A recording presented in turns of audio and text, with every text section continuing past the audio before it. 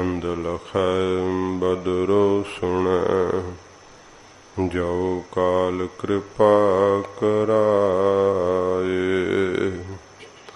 अम्य दृष्ट शुभ करै,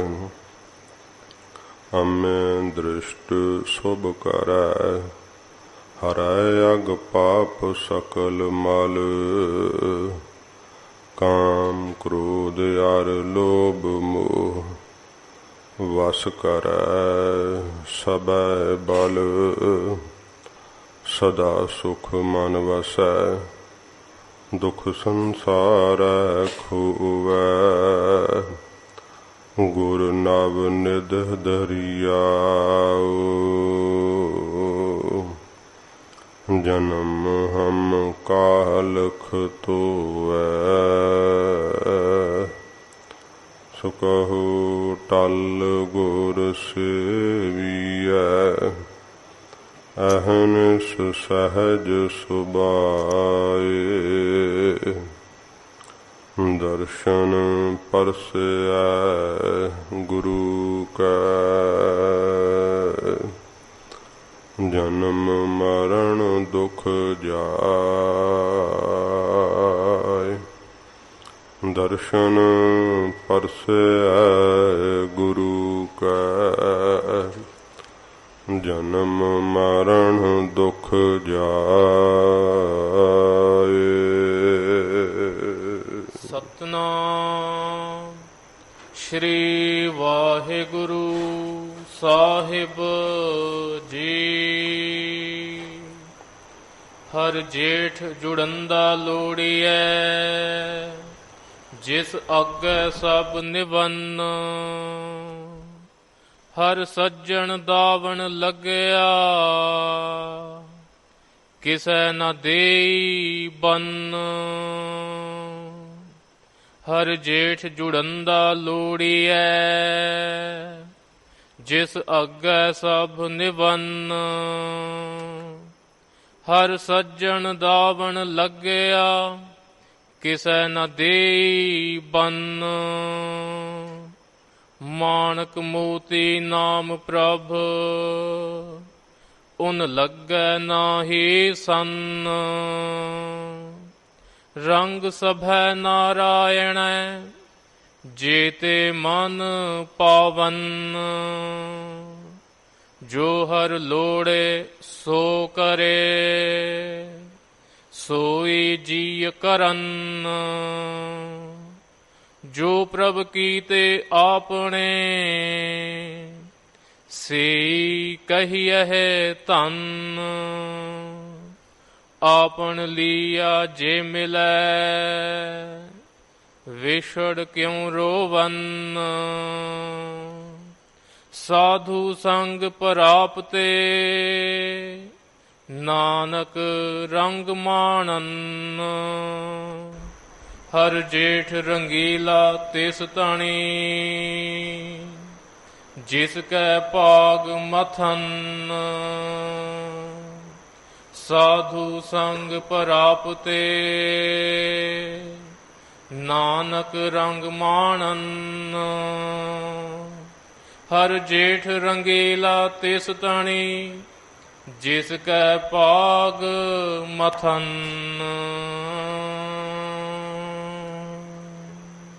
वाहिगुरु जी का खालसा, वाहिगुरु जी की फतेह। सच्चे पातशाह दीना बंधु, किरपा दे सागर, दाता सतगुरु जी, धन साहिब श्री गुरु ग्रंथ साहिब जी महाराज, हजूर दे तरस सदका सतगुरु जी दे इस महान पवित्र स्थान ते, जिस स्थान नूं धन गुरु गोबिंद सिंह सच्चे पातशाह जी महाराज ने अपने स्पर्श नाल निवाजिया है। सतगुरु जी का यह महान तख्त, तख्त सचखंड श्री हजूर श्री अबचल नगर साहिब महाराज जी दे ऐसे मुकद्दस अस्थान ते संगत दियां घड़ियां दा सुभाग प्राप्त होया है। सतगुरु जी दे पावन दरबार अंदर अमृत बाणी दी कथा दा समा है। साध संगत जी, अज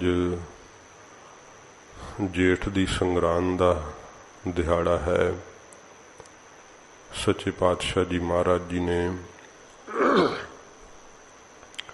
हजूर ने जो 12 माह दे अंदर सानू बख्शिश कीती है, सतगुरु जी दा माज राग विच जेठ महीने दा उपदेश आप जी ने पाठ सरवण कीता है। महाराज जी ने बाबा बुढ़ा साहब जी दे बेनती करन तो फिर आग्ञा कीती सीगी कि जदों महीना चढ़े ते कड़ा प्रसाद दी देग पहला तैयार कीती जावे। फिर महाराज क्या इस बाणी दा पाठ करना गुरसिखां ने ये आग्ञा कीती। ते जिहड़ा महीना चढ़िया है ओदी कथा महाराज कहंदे भाई सरवण करनी, ते जो उपदेश है उहदे मुताबक अपने जीवन नूं ढालना। फिर महाराज कहंदे भाई सारे महीने, सारे साल, सारे दिन, सब घड़ियां, मूरत, चसे, पला पल सारे ही सफले हो जाणगे। माह दिवस मूरत भले, जिसको नदर करे नानक मंगै। दरसदान किरपा करो हरे। सच्चे पातशाह जी कहंदे ने ओदा फिर सारा ही समा सफला हो जाएगा। रुत अनुसार बीज दे बीजने नूं आग्ञा कीती है, क्योंकि कुरता बीज ना फलदा है, धरती भी खराब करदा है। सच्चे पातशाह जी कहंदे है कलयुग दी रुत है गुरसिखो, नाम दे बीज दे बीजण दी रुत है। इस करके महाराज जी ने 6 रुतां द्वारा 12 महीनियां द्वारा सतगुरु जी ने हफ्ते दे दिनां द्वारा, महाराज जी ने पूर्णमासी द्वारा, मस्या द्वारा, थितां द्वारा सतगुरु जी ने अपने श्री कंठ तो उपदेश बख्शिया है कि भाई परमेश्वर दे नाम दी आराधना किहड़े किहड़े साधना नाल करिए, क्योंकि जिस साधन विच वाहिगुरु दा नाम नहीं वो साधन भी फोकट हो जाता है। जिस साधन विच वाहिगुरु दा नाम मिलिया होया महाराज कहंदे भाई वो साधन सफले हो जाते हैं। इस करके महाराज जी ने वखरे वखरे महीनियां विच वखरे वखरे साधन नाम दे जपण दे कहे है। भावें कि जदों सूक्ष्म बिरती ना धारीए ते मोटे रूप विच इउं लगदा है कि महाराज तां सारे महीनियां च नाम जपण नूं ही कहिंदे है। ठीक महाराज जी दा उपदेश तां यही है कि भाई नाम तो बिना कल्याण नहीं, पर महाराज जी ने विच साधना दे तरीके दसे है कि भाई प्राप्ति किवें है नाम दी, क्योंकि नाम दुर्लभ है। दुर्लभं एक भगवान नाम है, ये दुर्लभ है, नहीं लभदा है। तो फिर महाराज जी ने लभण दे तरीके दसे है, इहदी प्राप्ति दसी है। फिर जदों जपना आरंभ करिए ते मन दे भरम किवें तोड़दा है नाम, मन नूं उहदी शक्ल किवें दिखाउंदा है। जीव दा मन भजन करदिआं भी पहलों काला क्यों पैण लग जांदा है, फिर वाहिगुरु दी स्पर्श मिलण दे निशानियां की है, बाधा की पैंदियां ने, रुकावटां की बनदियां हन, ਇਹ ਸਤਿਗੁਰੂ ਜੀ ਨੇ ਇਸ ਬਾਣੀ ਦੇ ਅੰਦਰ ਮਹਾਰਾਜ ਵੱਖਰੇ ਵੱਖਰੇ ਹਜੂਰ ਨੇ ਪ੍ਰਕਰਨ ਬਣਾ ਕਰਕੇ ਮਹਾਰਾਜ ਦੱਸਿਆ ਹੈ। ਧੰਨ ਗੁਰੂ ਨਾਨਕ ਸਾਹਿਬ ਜੀ ਮਹਾਰਾਜ ਤੁਖਾਰੀ ਰਾਗ ਵਿੱਚ ਸਤਿਗੁਰਾਂ ਜੀ ਨੇ ਅਨਉਕਤੀ ਅਲੰਕਾਰ ਨਾਲ ਮਹਾਰਾਜ ਨੇ ਪ੍ਰੀਤ ਦੀ ਬਿਰਹੋ ਦੀ ਬਾਣੀ ਮਹਾਰਾਜ ਉਚਾਰਨ ਕੀਤੀ ਸੱਚੇ ਪਾਤਸ਼ਾਹ ਨੇ। ਤੇ ਹਜੂਰ ਨੇ ਇਹ ਬਾਬਾ ਬੁੱਢਾ ਸਾਹਿਬ ਜਦੋਂ ਸਿੱਖਾਂ ਸਮੇਤ ਬੇਨਤੀ ਕੀਤੀ ਤਾਂ ਮਹਾਰਾਜ ਜੀ ਨੇ ਇਹ ਪਵਿੱਤਰ ਬਾਣੀ ਦਾ ਆਪਣੇ ਸ਼੍ਰੀ ਕੰਠ ਤੋਂ ਉਚਾਰਨ ਕੀਤਾ। ਭਾਵੇਂ ਹੁਣੇ ਹੀ ਪਿੱਛੇ ਲੜੀਵਾਰ ਕਥਾ ਵਿੱਚ ਵੀ 12 ਮਾਹ ਦੀ ਸਾਰੀ ਬਾਣੀ ਦੇ ਅਰਥ ਹੋਏ ਪ੍ਰੇਮੀਆਂ ਸੁਣੇ, ਪਰ ਗੁਰੂ ਘਰ ਦੀ ਮਰਿਆਦਾ ਹੈ ਜਦੋਂ ਮਹੀਨੇ ਦਾ ਆਗਾਜ਼ ਹੁੰਦਾ ਹੈ, ਸੂਰਜ ਦਾ ਰੱਥ ਇੱਕ ਰਾਸ ਵਿੱਚੋਂ ਨਿਕਲ ਕੇ ਦੂਸਰੀ ਰਾਸ ਵਿੱਚ ਜਦੋਂ ਪ੍ਰਵੇਸ਼ ਕਰਦਾ, ਇਸ ਤਬਦੀਲੀ ਨੂੰ ਸੰਗਰਾਂਦ ਕਿਹਾ ਜਾਂਦਾ ਹੈ, ਸੂਰਿਆ ਕ੍ਰਾਂਤੀ ਵੀ ਕਹਿੰਦੇ ਹੈ। ਤੇ ਇਸ ਪ੍ਰਕਾਰ ਜਿਹੜਾ ਹੈ ਉਹ ਹੋਰ ਵੀ ਨਾਮਾਂ ਦੇ ਨਾਲ ਜਿਵੇਂ ਯਾਦ ਕੀਤਾ ਜਾਂਦਾ ਹੈ ਕਿ ਸਾਹਿਤ ਕ੍ਰਾਂਤੀ ਦੇ ਇਹ ਸੂਰਜ ਦੀ ਚਾਲ ਦੇ ਵਿੱਚ ਜਿਹੜੀ ਇਹ ਤਬਦੀਲੀ ਆਉਂਦੀ ਹੈ, ਉਸ ਤਬਦੀਲੀ ਕਰਕੇ ਧਰਤੀ ਤੇ ਰੁੱਤ ਦਾ ਪ੍ਰਭਾਵ ਬਣਦਾ ਹੈ, ਫਰਕ ਪੈਂਦਾ ਹੈ, ਗਰਮੀ ਤੇ ਸਰਦੀ, ਉਹਦਾ ਸਾਧ ਸੰਗਤ ਜੀ ਇਹ ਆਗਾਜ਼ ਹੁੰਦਾ ਹੈ। ਸੱਚੇ ਪਾਤਸ਼ਾਹ ਜੀ ਮਹਾਰਾਜ ਇਹ ਜਿਹੜਾ ਹੈ ਜੇਠ ਤੇ ਹਾੜ 2 ਮਹੀਨੇ ਸੱਚੇ ਪਾਤਸ਼ਾਹ ਨੇ ਗ੍ਰੀਖਮ ਰੁੱਤ ਦੇ ਮਹਾਰਾਜ ਆਖੇ ਹੈ ਸੱਚੇ ਪਾਤਸ਼ਾਹ ਨੇ। ਤੇ ਜਦੋਂ ਜੇਠ ਦਾ ਮਹੀਨਾ ਚੜ੍ਹਦਾ ਹੈ, ਗਰਮੀ ਦਾ ਪ੍ਰਕੋਪ ਬਹੁਤ ਵੱਧ ਜਾਂਦਾ ਹੈ। ਫਿਰ ਜਿਵੇਂ ਹਰੇਕ ਜੀਵ ਠੰਡ ਲੋਚਦਾ ਹੈ, ਛਾਂ ਚਾਹੁੰਦਾ ਹੈ, ਸ਼ੀਤਲ ਹਵਾ ਦੀ ਇੱਛਾ ਕਰਦਾ ਹੈ, ਮਹਾਰਾਜ ਜੀ ਨੇ ਆਖਿਆ ਕਿ ਭਾਈ ਇਸ ਜੇਠ ਦੇ ਮਹੀਨੇ ਵਿੱਚ ਜਿਹੜੀ ਕਾਮ ਗਰਮੀ ਹੈ ਨਾ, ਉਹ ਅਸਲ ਵਿੱਚ ਸਿੱਖੋ ਵਕਾਰਾਂ ਦੀ ਪੈਂਦੀ ਹੈ। ਮਨੁੱਖਾ ਜਨਮ ਰੂਪੀ ਹੀ ਜੇਠ ਦਾ ਮਹੀਨਾ ਮਹਾਰਾਜ ਦਰਸਾਇਆ ਫਿਰ ਕਿ ਇਹਦੇ ਵਿੱਚ ਗਰਮੀ ਕਿਹੜੀ ਪੈਂਦੀ ਹੈ, ਬੇਮੁਖਤਾਈ ਦੀ ਗਰਮੀ ਮਹਾਰਾਜ ਕਹਿੰਦੇ ਭਾਈ ਜੀਆਂ ਨੂੰ ਪੈ ਰਹੀ ਹੈ ਪਰਮੇਸ਼ਰ ਵੱਲੋਂ ਬੇਮੁਖ ਹੋਣ ਦੀ। ਤੇ ਇਸ ਗਰਮੀ ਦੀ ਨਿਵਰਤੀ ਮਹਾਰਾਜ ਕਿਵੇਂ ਹੈ?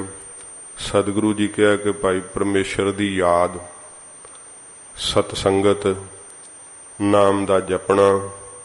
ਮਹਾਰਾਜ ਕਹਿੰਦੇ ਭਾਈ ਇਹ ਜੀਆਂ ਨੂੰ ਸ਼ਾਂਤੀ ਪ੍ਰਦਾਨ ਕਰਦਾ ਪ੍ਰਭੂ ਦਾ ਜਪਿਆ ਨਾਮ। ਬਾਹਰਲੀ ਗਰਮੀ ਵੀ ਉਹਨਾਂ ਗੁਰਸਿੱਖਾਂ ਦੀ ਲੱਥ ਜਾਂਦੀ ਹੈ ਜਿਨ੍ਹਾਂ ਦੀ ਅੰਦਰੋਂ ਹੀ ਮਹਾਰਾਜ ਤਪਸ਼ ਹਟਾ ਦਿੰਦੇ, ਉਹਨਾਂ ਨੂੰ ਬਾਹਰੋਂ ਕੀ ਤਪਸ਼ ਵਿਆਪਣੀ ਹੈ। ਤੋ ਸੱਚੇ ਪਾਤਸ਼ਾਹ ਜੀ ਮਹਾਰਾਜ ਇਹ ਸੂਰਜ ਦੀ ਜਿਹੜੀ ਹੈ ਤਬਦੀਲੀ, ਸੂਰਜ ਦੇ ਨਿਯਮ ਵਿੱਚ ਜਿਹੜਾ ਅੰਤਰ ਆਉਂਦਾ ਹੈ, ਇੱਕ ਰਾਸ ਚੋਂ ਨਿਕਲ ਕੇ ਦੂਸਰੇ ਰਾਸ ਵਿੱਚ ਜਦੋਂ ਸੂਰਜ ਪ੍ਰਵੇਸ਼ ਕਰਦਾ ਹੈ, ਕਈ ਪ੍ਰਕਾਰ ਦੀ ਪੂਜਾ ਜਿਹੜੀ ਆ ਉਹ ਮੰਨਦੇ ਹੈ। ਸੂਰਜ ਨੂੰ ਪਾਣੀ ਚੜਾਉਣਾ ਜਾਂ ਗ੍ਰਹਿਾਂ ਦੀ ਪੂਜਾ ਕਰਨੀ, ਉਹ ਜਿਵੇਂ ਜ਼ਿਕਰ ਆਇਆ ਸੀ ਰਾਹੂ ਤੇ ਕੇਤੂ ਦਾ, ਉਹ ਚਿੰਬੜ ਜਾਂਦੇ ਹੈ। ਕਹਿੰਦੇ ਹੈ ਕਿ ਉਹ ਪੱਤਰੀ ਵਾਚਦੇ ਹੈ ਤੇ ਵੇਖ ਕੇ ਦੱਸਦੇ ਹੈ ਕਿ ਕਿੱਥੇ ਗ੍ਰਹਿ ਬੈਠਾ ਹੋਇਆ ਹੈ, ਨਛੱਤਰ ਕਿਹੜਾ ਹੈ, ਤੇ ਹੁਣ ਤੇਰੀ ਰਾਸ਼ੀ ਦੇ ਮੁਤਾਬਕ ਤੇਰੇ ਤੇ ਕਿਹੜਾ ਗ੍ਰਹਿ ਭਾਰੂ ਹੈ। ਉਹ ਫਿਰ ਕੁਝ ਦਕਸ਼ਣਾ ਵੀ ਲੈਣੀ ਹੁੰਦੀ ਹੈ, ਨਾਲੇ ਡਰਾ ਦਿੰਦੇ ਹੈ। ਉਹ ਫਿਰ ਕਹਿੰਦੇ ਮਹਾਰਾਜ ਇਲਾਜ ਕਰੋ ਇਹਦਾ। ਇਸ ਤਰ੍ਹਾਂ ਜਿਹੜੇ ਆ ਉਹ ਕਈ ਪ੍ਰਕਾਰ ਦੇ ਪਖੰਡ ਦੱਸ ਦਿੰਦੇ ਹੈ ਕਿ ਇਸ ਰੰਗ ਦਾ ਪ੍ਰਸ਼ਾਦ ਚੜ੍ਹਾਈ, ਇਸ ਤਰ੍ਹਾਂ ਕਰਕੇ ਫਲਾਣੇ ਥਾਂ ਤੇ ਜਾਈ, ਤੇ ਬੜੀਆਂ ਹੀ ਕਰਮਾਂ ਕਾਂਡੀਆਂ ਵਾਲੀਆਂ ਵਿਧੀਆਂ ਦੱਸਦੇ ਹੈ। ਮਹਾਰਾਜ ਜੀ ਨੇ ਕਿਹਾ ਕਿ ਸਿੱਖੋ ਇਸ ਸੰਗਰਾਂਦ ਦੇ ਦਿਨ ਤੇ ਇੱਕ ਅਕਾਲ ਦੀ ਪਰਮੇਸ਼ਰ ਦੀ ਪੂਜਾ ਕਰਨੀ, ਉਹਦੇ ਪੂਜਨ ਨਾਲ ਹੀ ਸਾਰੇ ਸੁੱਖ ਪ੍ਰਾਪਤ ਹੁੰਦੇ ਹੈ। ਹਜੂਰ ਜਿਵੇਂ ਆਪਣੇ ਸ਼੍ਰੀ ਕੰਠ ਤੋਂ ਉਪਦੇਸ਼ ਬਖਸ਼ਿਸ਼ ਕਰਦੇ ਹੈ, ਮਨ ਬਿਰਤੀ ਇਕਾਗਰ ਕਰਕੇ ਪਿਆਰ ਸ਼ਰਧਾ ਨਾਲ ਸਰਵਣ ਕਰੀਏ। ਹਜੂਰ ਦੇ ਪਵਿੱਤਰ ਚਰਨਾਂ ਦਾ ਧਿਆਨ ਕਰਦੇ ਹੋਏ ਆਖੋ ਜੀ ਸਤਿਨਾਮ ਸ਼੍ਰੀ ਵਾਹਿਗੁਰੂ ਸਾਹਿਬ ਜੀ। ਸਤਿਨਾਮ ਸ਼੍ਰੀ ਵਾਹਿਗੁਰੂ ਸਾਹਿਬ ਜੀ। ਸਤਿਨਾਮ ਸ਼੍ਰੀ ਵਾਹਿਗੁਰੂ ਸਾਹਿਬ ਜੀ। ਹਰ ਜੇਠ ਜੁੜੰਦਾ ਲੋੜੀਐ। ਸੱਚੇ ਪਾਤਸ਼ਾਹ ਸ਼ਹੀਦਾਂ ਦੇ ਸਰਤਾਜ, ਗੁਰਬਾਣੀ ਰਚਨਹਾਰ, ਸ਼ਾਂਤੀ ਦੇ ਪੁੰਜ, ਗੰਭੀਰਤਾ ਦੇ ਸਾਗਰ, ਧੰਨ ਗੁਰੂ ਅਰਜਨ ਦੇਵ ਸੱਚੇ ਪਾਤਸ਼ਾਹ ਜੀ ਮਹਾਰਾਜ, ਜਿਨ੍ਹਾਂ ਸਤਿਗੁਰਾਂ ਦਾ ਦੀਦਾਰ ਕਰਕੇ ਭੱਟਾਂ ਨੂੰ ਪਿਛਲੇ ਜਨਮ ਦਾ ਗਿਆਨ ਹੋ ਗਿਆ ਸੀਗਾ ਕਿ ਅਸੀਂ ਦੇਵਤਿਆਂ ਦੇ ਸਰੀਰਾਂ ਤੋਂ ਆ ਕੇ ਇਹ ਦੇਹਾਂ ਧਾਰੀਆਂ ਨੇ। ਮਹਾਰਾਜ ਜੀ ਨੇ ਫਿਰ ਉਹਨਾਂ ਨੂੰ ਸਰਾਪ ਮੁਕਤ ਕੀਤਾ ਸੀ ਜਦੋਂ ਉਹਨਾਂ ਗੁਰੂ ਨਾਨਕ ਸਾਹਿਬ ਦਾ ਜਸ ਗਾਇਆ ਸੀ। ਫਿਰ ਭੱਟਾਂ ਨੇ ਐਸੇ ਦੀਨ ਦਿਆਲ ਸਤਿਗੁਰੂ ਜੀ, ਜਿਨ੍ਹਾਂ ਦੇ ਦਰਸ਼ਨ ਮਾਤਰ ਸਹੀ ਜੀਆਂ ਨੂੰ ਸੋਝੀ ਹੋ ਆਉਂਦੀ ਹੈ, ਭਾਵ ਭਗਤੀ ਵੱਲ ਚਿੱਤ ਲੱਗ ਜਾਂਦੇ ਹੈ, ਵਕਾਰ ਮਿਟਦੇ ਹੈ, ਔਗਣ ਨਾਸ਼ ਹੋ ਜਾਂਦੇ ਹੈ, ਵਾਹਿਗੁਰੂ ਦੀ ਯਾਦ ਵਿੱਚ ਚਿੱਤ ਜੁੜਦਾ ਹੈ। ਐਸੇ ਦੀਨ ਦਿਆਲ ਸਤਿਗੁਰੂ ਜੀ ਫਰਮਾਉਂਦੇ ਹੈ, ਮਹਾਰਾਜ ਸੱਚੇ ਪਾਤਸ਼ਾਹ ਜੀ ਬਖਸ਼ਿਸ਼ ਕਰਦੇ ਹਨ। ਹਰ ਜੇਠ ਜੁੜੰਦਾ ਲੋੜੀਐ। ਮਹਾਰਾਜ ਕਹਿੰਦੇ ਭਾਈ ਜਿਹੜਾ ਜੇਠ ਦਾ ਮਹੀਨਾ ਨਾ, ਉਹਦੇ ਵਿੱਚ ਜਿਹੜਾ ਹਰੀ ਹੈ ਪਰਮੇਸ਼ਰ, ਉਹਦੇ ਨਾਲ ਜੁੜਨਾ ਜਿਹੜਾ ਨਾ ਲੋੜੀਏ, ਚਾਹੀਦਾ ਹੈ। ਲੋੜਨਾ ਕਰੀਏ, ਚਾਹਣਾ ਕਰੀਏ। ਮਹਾਰਾਜ ਕਹਿੰਦੇ ਉਸ ਹਰੀ ਨਾਲ ਜੁੜੀਏ, ਕਿਉਂਕਿ ਜੀਵ ਪਰਮੇਸ਼ਰ ਤੋਂ ਹੀ ਟੁੱਟਿਆ ਰਹਿੰਦਾ ਹੈ, ਜਿਸ ਕਰਕੇ ਕਿ ਮਾਇਆ ਵਿਆਪਦੀ ਹੈ, ਦੁੱਖ ਲੱਗਦੇ ਹੈ। ਮਹਾਰਾਜ ਕਹਿੰਦੇ ਜੇਠ ਦਾ ਮਹੀਨਾ ਇਹ ਚੜ੍ਹਿਆ ਨਾ, ਤੇ ਇਹ ਗੁਰਸਿੱਖੋ ਇਸ ਜੇਠ ਦੇ ਮਹੀਨੇ ਤੋਂ ਇਹ ਸਿੱਖਿਆ ਲਓ ਕਿ ਪਰਮੇਸ਼ਰ ਨਾਲ ਜੁੜੀਏ। ਟੁੱਟੇ ਹੋਏ ਜਿਹੜੇ ਸਾਡੇ ਮਨ ਹੈ, ਉਹਨਾਂ ਨੂੰ ਪਰਮੇਸ਼ਰ ਦੇ ਪਿਆਰ ਵਿੱਚ ਜੋੜਨਾ ਕਰੀਏ। ਜਿਸ ਅੱਗੇ ਸਭ ਨਿਵੰਨ, ਜਿਸ ਪਰਮੇਸ਼ਰ ਦੇ ਅੱਗੇ ਸਾਰੀਆਂ ਸ਼ਕਤੀਆਂ ਨਿਆਉਂਦੀਆਂ ਨੇ, ਝੁਕਦੀਆਂ ਨੇ, ਉਸ ਪਰਮੇਸ਼ਰ ਦੇ ਅੱਗੇ ਮਹਾਰਾਜ ਕਹਿੰਦੇ ਭਾਈ ਇਸ ਝੁਕਣਾ ਕਰੀਏ। ਗੁਰਸਿੱਖੋ ਉਸ ਨਿਰੰਕਾਰ ਨੂੰ ਨਮਸਕਾਰ ਕਰੀਏ, ਕਿਉਂਕਿ ਵਾਹਿਗੁਰੂ ਦੇ ਅੱਗੇ ਨਮਸਕਾਰ ਕਰਨ ਨਾਲ ਬੜੇ ਹੀ ਸਾਧ ਸੰਗਤ ਜੀ ਪਾਪ ਲੱਥਦੇ ਹੈ, ਭਾਰ ਲੱਥਦੇ ਹੈ ਸਿਰ ਤੋਂ। ਉਹ ਕਥਨ ਆਉਂਦਾ ਹੈ, ਭਾਵੇਂ ਕਿ ਲੜੀਵਾਰ ਕਥਾ 'ਚ ਵੀ ਸੁਣਿਆ ਹੈ, ਪਰ ਜਦੋਂ ਸੁਣੀਏ ਉਦੋਂ ਹੀ ਮਨ ਦੇ ਉੱਤੇ ਅਸਰ ਪੈਂਦਾ ਹੈ ਗੁਰਸਿੱਖਾਂ ਦੇ। ਬਾਬਾ ਫਰੀਦ ਜੀ ਨੇ ਆਖਿਆ ਨਾ ਕਿ ਉੱਠ ਫਰੀਦਾ ਉਜੂ ਸਾਜ, ਸੁਬਹ ਨਵਾਜ ਗੁਜ਼ਾਰ, ਜੋ ਸਿਰ ਸਾਈਂ ਨਾ ਨਿਭੈ ਸੋ ਸਿਰ ਕੱਪ ਉਤਾਰ। ਉਹ ਕੱਪ ਦਾ ਹੁੰਦਾ ਕੱਟਣਾ, ਕੱਟ ਕੇ ਹੀ ਉਤਾਰ ਦਿਓ। ਫਿਰ ਕਹਿੰਦੇ ਨੇ ਜੋ ਸਿਰ ਸਾਈਂ ਨਾ ਨਿਭੈ ਸੋ ਸਿਰ ਕੀਜੈ ਕਾਏ। ਕੀ ਕਰਨਾ ਚਾਹੀਦਾ ਹੈ ਉਹਦੇ ਸਿਰ ਦਾ? ਕਹਿੰਦੇ ਕੁੰਨੇ ਹੇਠ ਜਲਾਈਏ। ਕੁੰਨਾ ਕਹਿੰਦੇ ਤੌੜੀ ਨੂੰ, ਭਾਂਡੇ ਨੂੰ, ਤੇ ਕੁੰਨੇ ਹੇਠ ਜਲਾਈਏ ਬਾਲਣ ਸੰਧੈ ਥਾਏ। ਜਿੱਥੇ ਬਾਲਣ ਬਲਦਾ ਨਾ, ਉਸ ਥਾਂ ਤੇ ਉਸ ਸਿਰ ਨੂੰ ਬਾਲ ਦੇਣਾ ਚਾਹੀਦਾ। ਜਿਹੜੇ ਸਿਰ ਬਾਬਾ ਫਰੀਦ ਜੀ ਕਹਿੰਦੇ ਅੱਲਾ ਨੂੰ ਸਿਜਦਾ ਨਹੀਂ ਕਰਦੇ। ਮਹਾਰਾਜ ਜੀ ਕਹਿੰਦੇ ਭਾਈ ਜਿਹਦੇ ਅੱਗੇ ਸਾਰੇ ਨਿਆਉਂਦੇ ਆ, ਦੇਵਤੇ ਨਿਆਉਂਦੇ ਆ, ਦੈਂਤ ਨਿਆਉਂਦੇ ਆ, 84 ਸਿੱਧ ਨਿਆਉਂਦੇ ਆ, ਪੀਰ ਨਿਆਉਂਦੇ ਆ, ਜੀਵ ਸਾਰੇ ਨਿਆਉਂਦੇ ਆ, ਸੂਖਸ਼ਮ ਅਸਥੂਲ ਸਭ ਉਹਦੇ ਅੱਗੇ ਨਿਆਉਂਦੇ ਆ, ਝੁਕਦੇ ਆ। ਤੇ ਉਸ ਦੇ ਅੱਗੇ ਮਹਾਰਾਜ ਕਹਿੰਦੇ ਭਾਈ ਝੁਕਣਾ ਕਰੀਏ, ਉਸ ਪਰਮੇਸ਼ਰ ਨਾਲ ਜੁੜਨਾ ਲੋੜੀਏ, ਜਿਹਦੇ ਅੱਗੇ ਮਹਾਰਾਜ ਕਹਿੰਦੇ ਭਾਈ ਸਾਰੇ ਹੀ ਝੁਕਦੇ ਆ, ਨਮਸਕਾਰ ਕਰਦੇ ਆ। ਇਸੇ ਪ੍ਰਕਾਰ ਹੀ ਹਰ ਜੇਠ ਜੁੜੰਦਾ ਲੋੜੀਐ। ਸਾਧ ਸੰਗਤ ਜੀ, ਜੇਠ ਦਾ ਅਰਥ ਹੁੰਦਾ ਵੱਡਾ। ਵੱਡਾ ਕੌਣ ਹੈ? ਪਰਮੇਸ਼ਰ। ਮਹਾਰਾਜ ਕਹਿੰਦੇ ਭਾਈ ਉਸ ਨੂੰ ਵੱਡਾ ਜਾਣ ਕਰਕੇ, ਕਿਉਂਕਿ ਪਰਮੇਸ਼ਰ ਨੂੰ ਸਾਧ ਸੰਗਤ ਜੀ ਉਹਦੀ ਸ਼ਕਤੀ ਦਾ ਜੀਵ ਨੂੰ ਅੰਦਾਜ਼ਾ ਨਹੀਂ ਲੱਗਦਾ ਅਲਪੱਗ ਬੁੱਧੀ ਕਰਕੇ।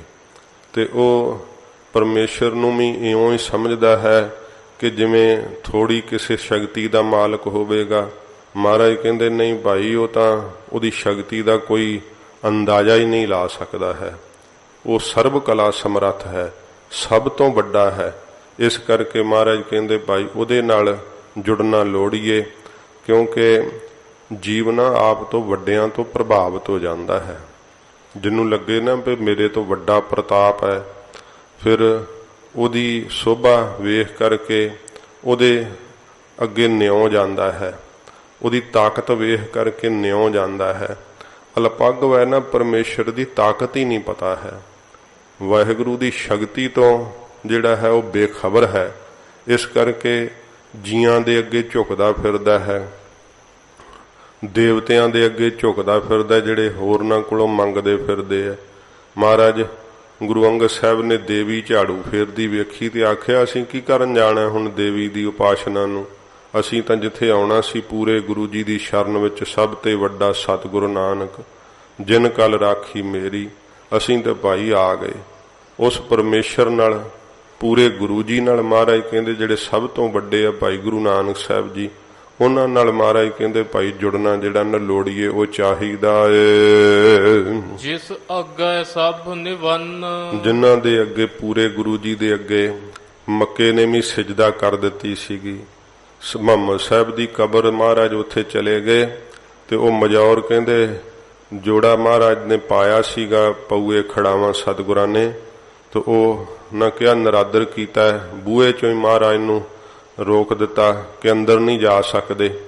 ਤੇ ਮੁਹੰਮਦ ਸਾਹਿਬ ਦੀ ਕਬਰ ਆਪਣੇ ਥਾਂ ਤੋਂ ਉਲਟ ਕੇ ਗੁਰੂ ਨਾਨਕ ਸਾਹਿਬ ਦੇ ਚਰਨਾਂ ਤੇ ਡਿੱਗ ਗਈ ਸੀ।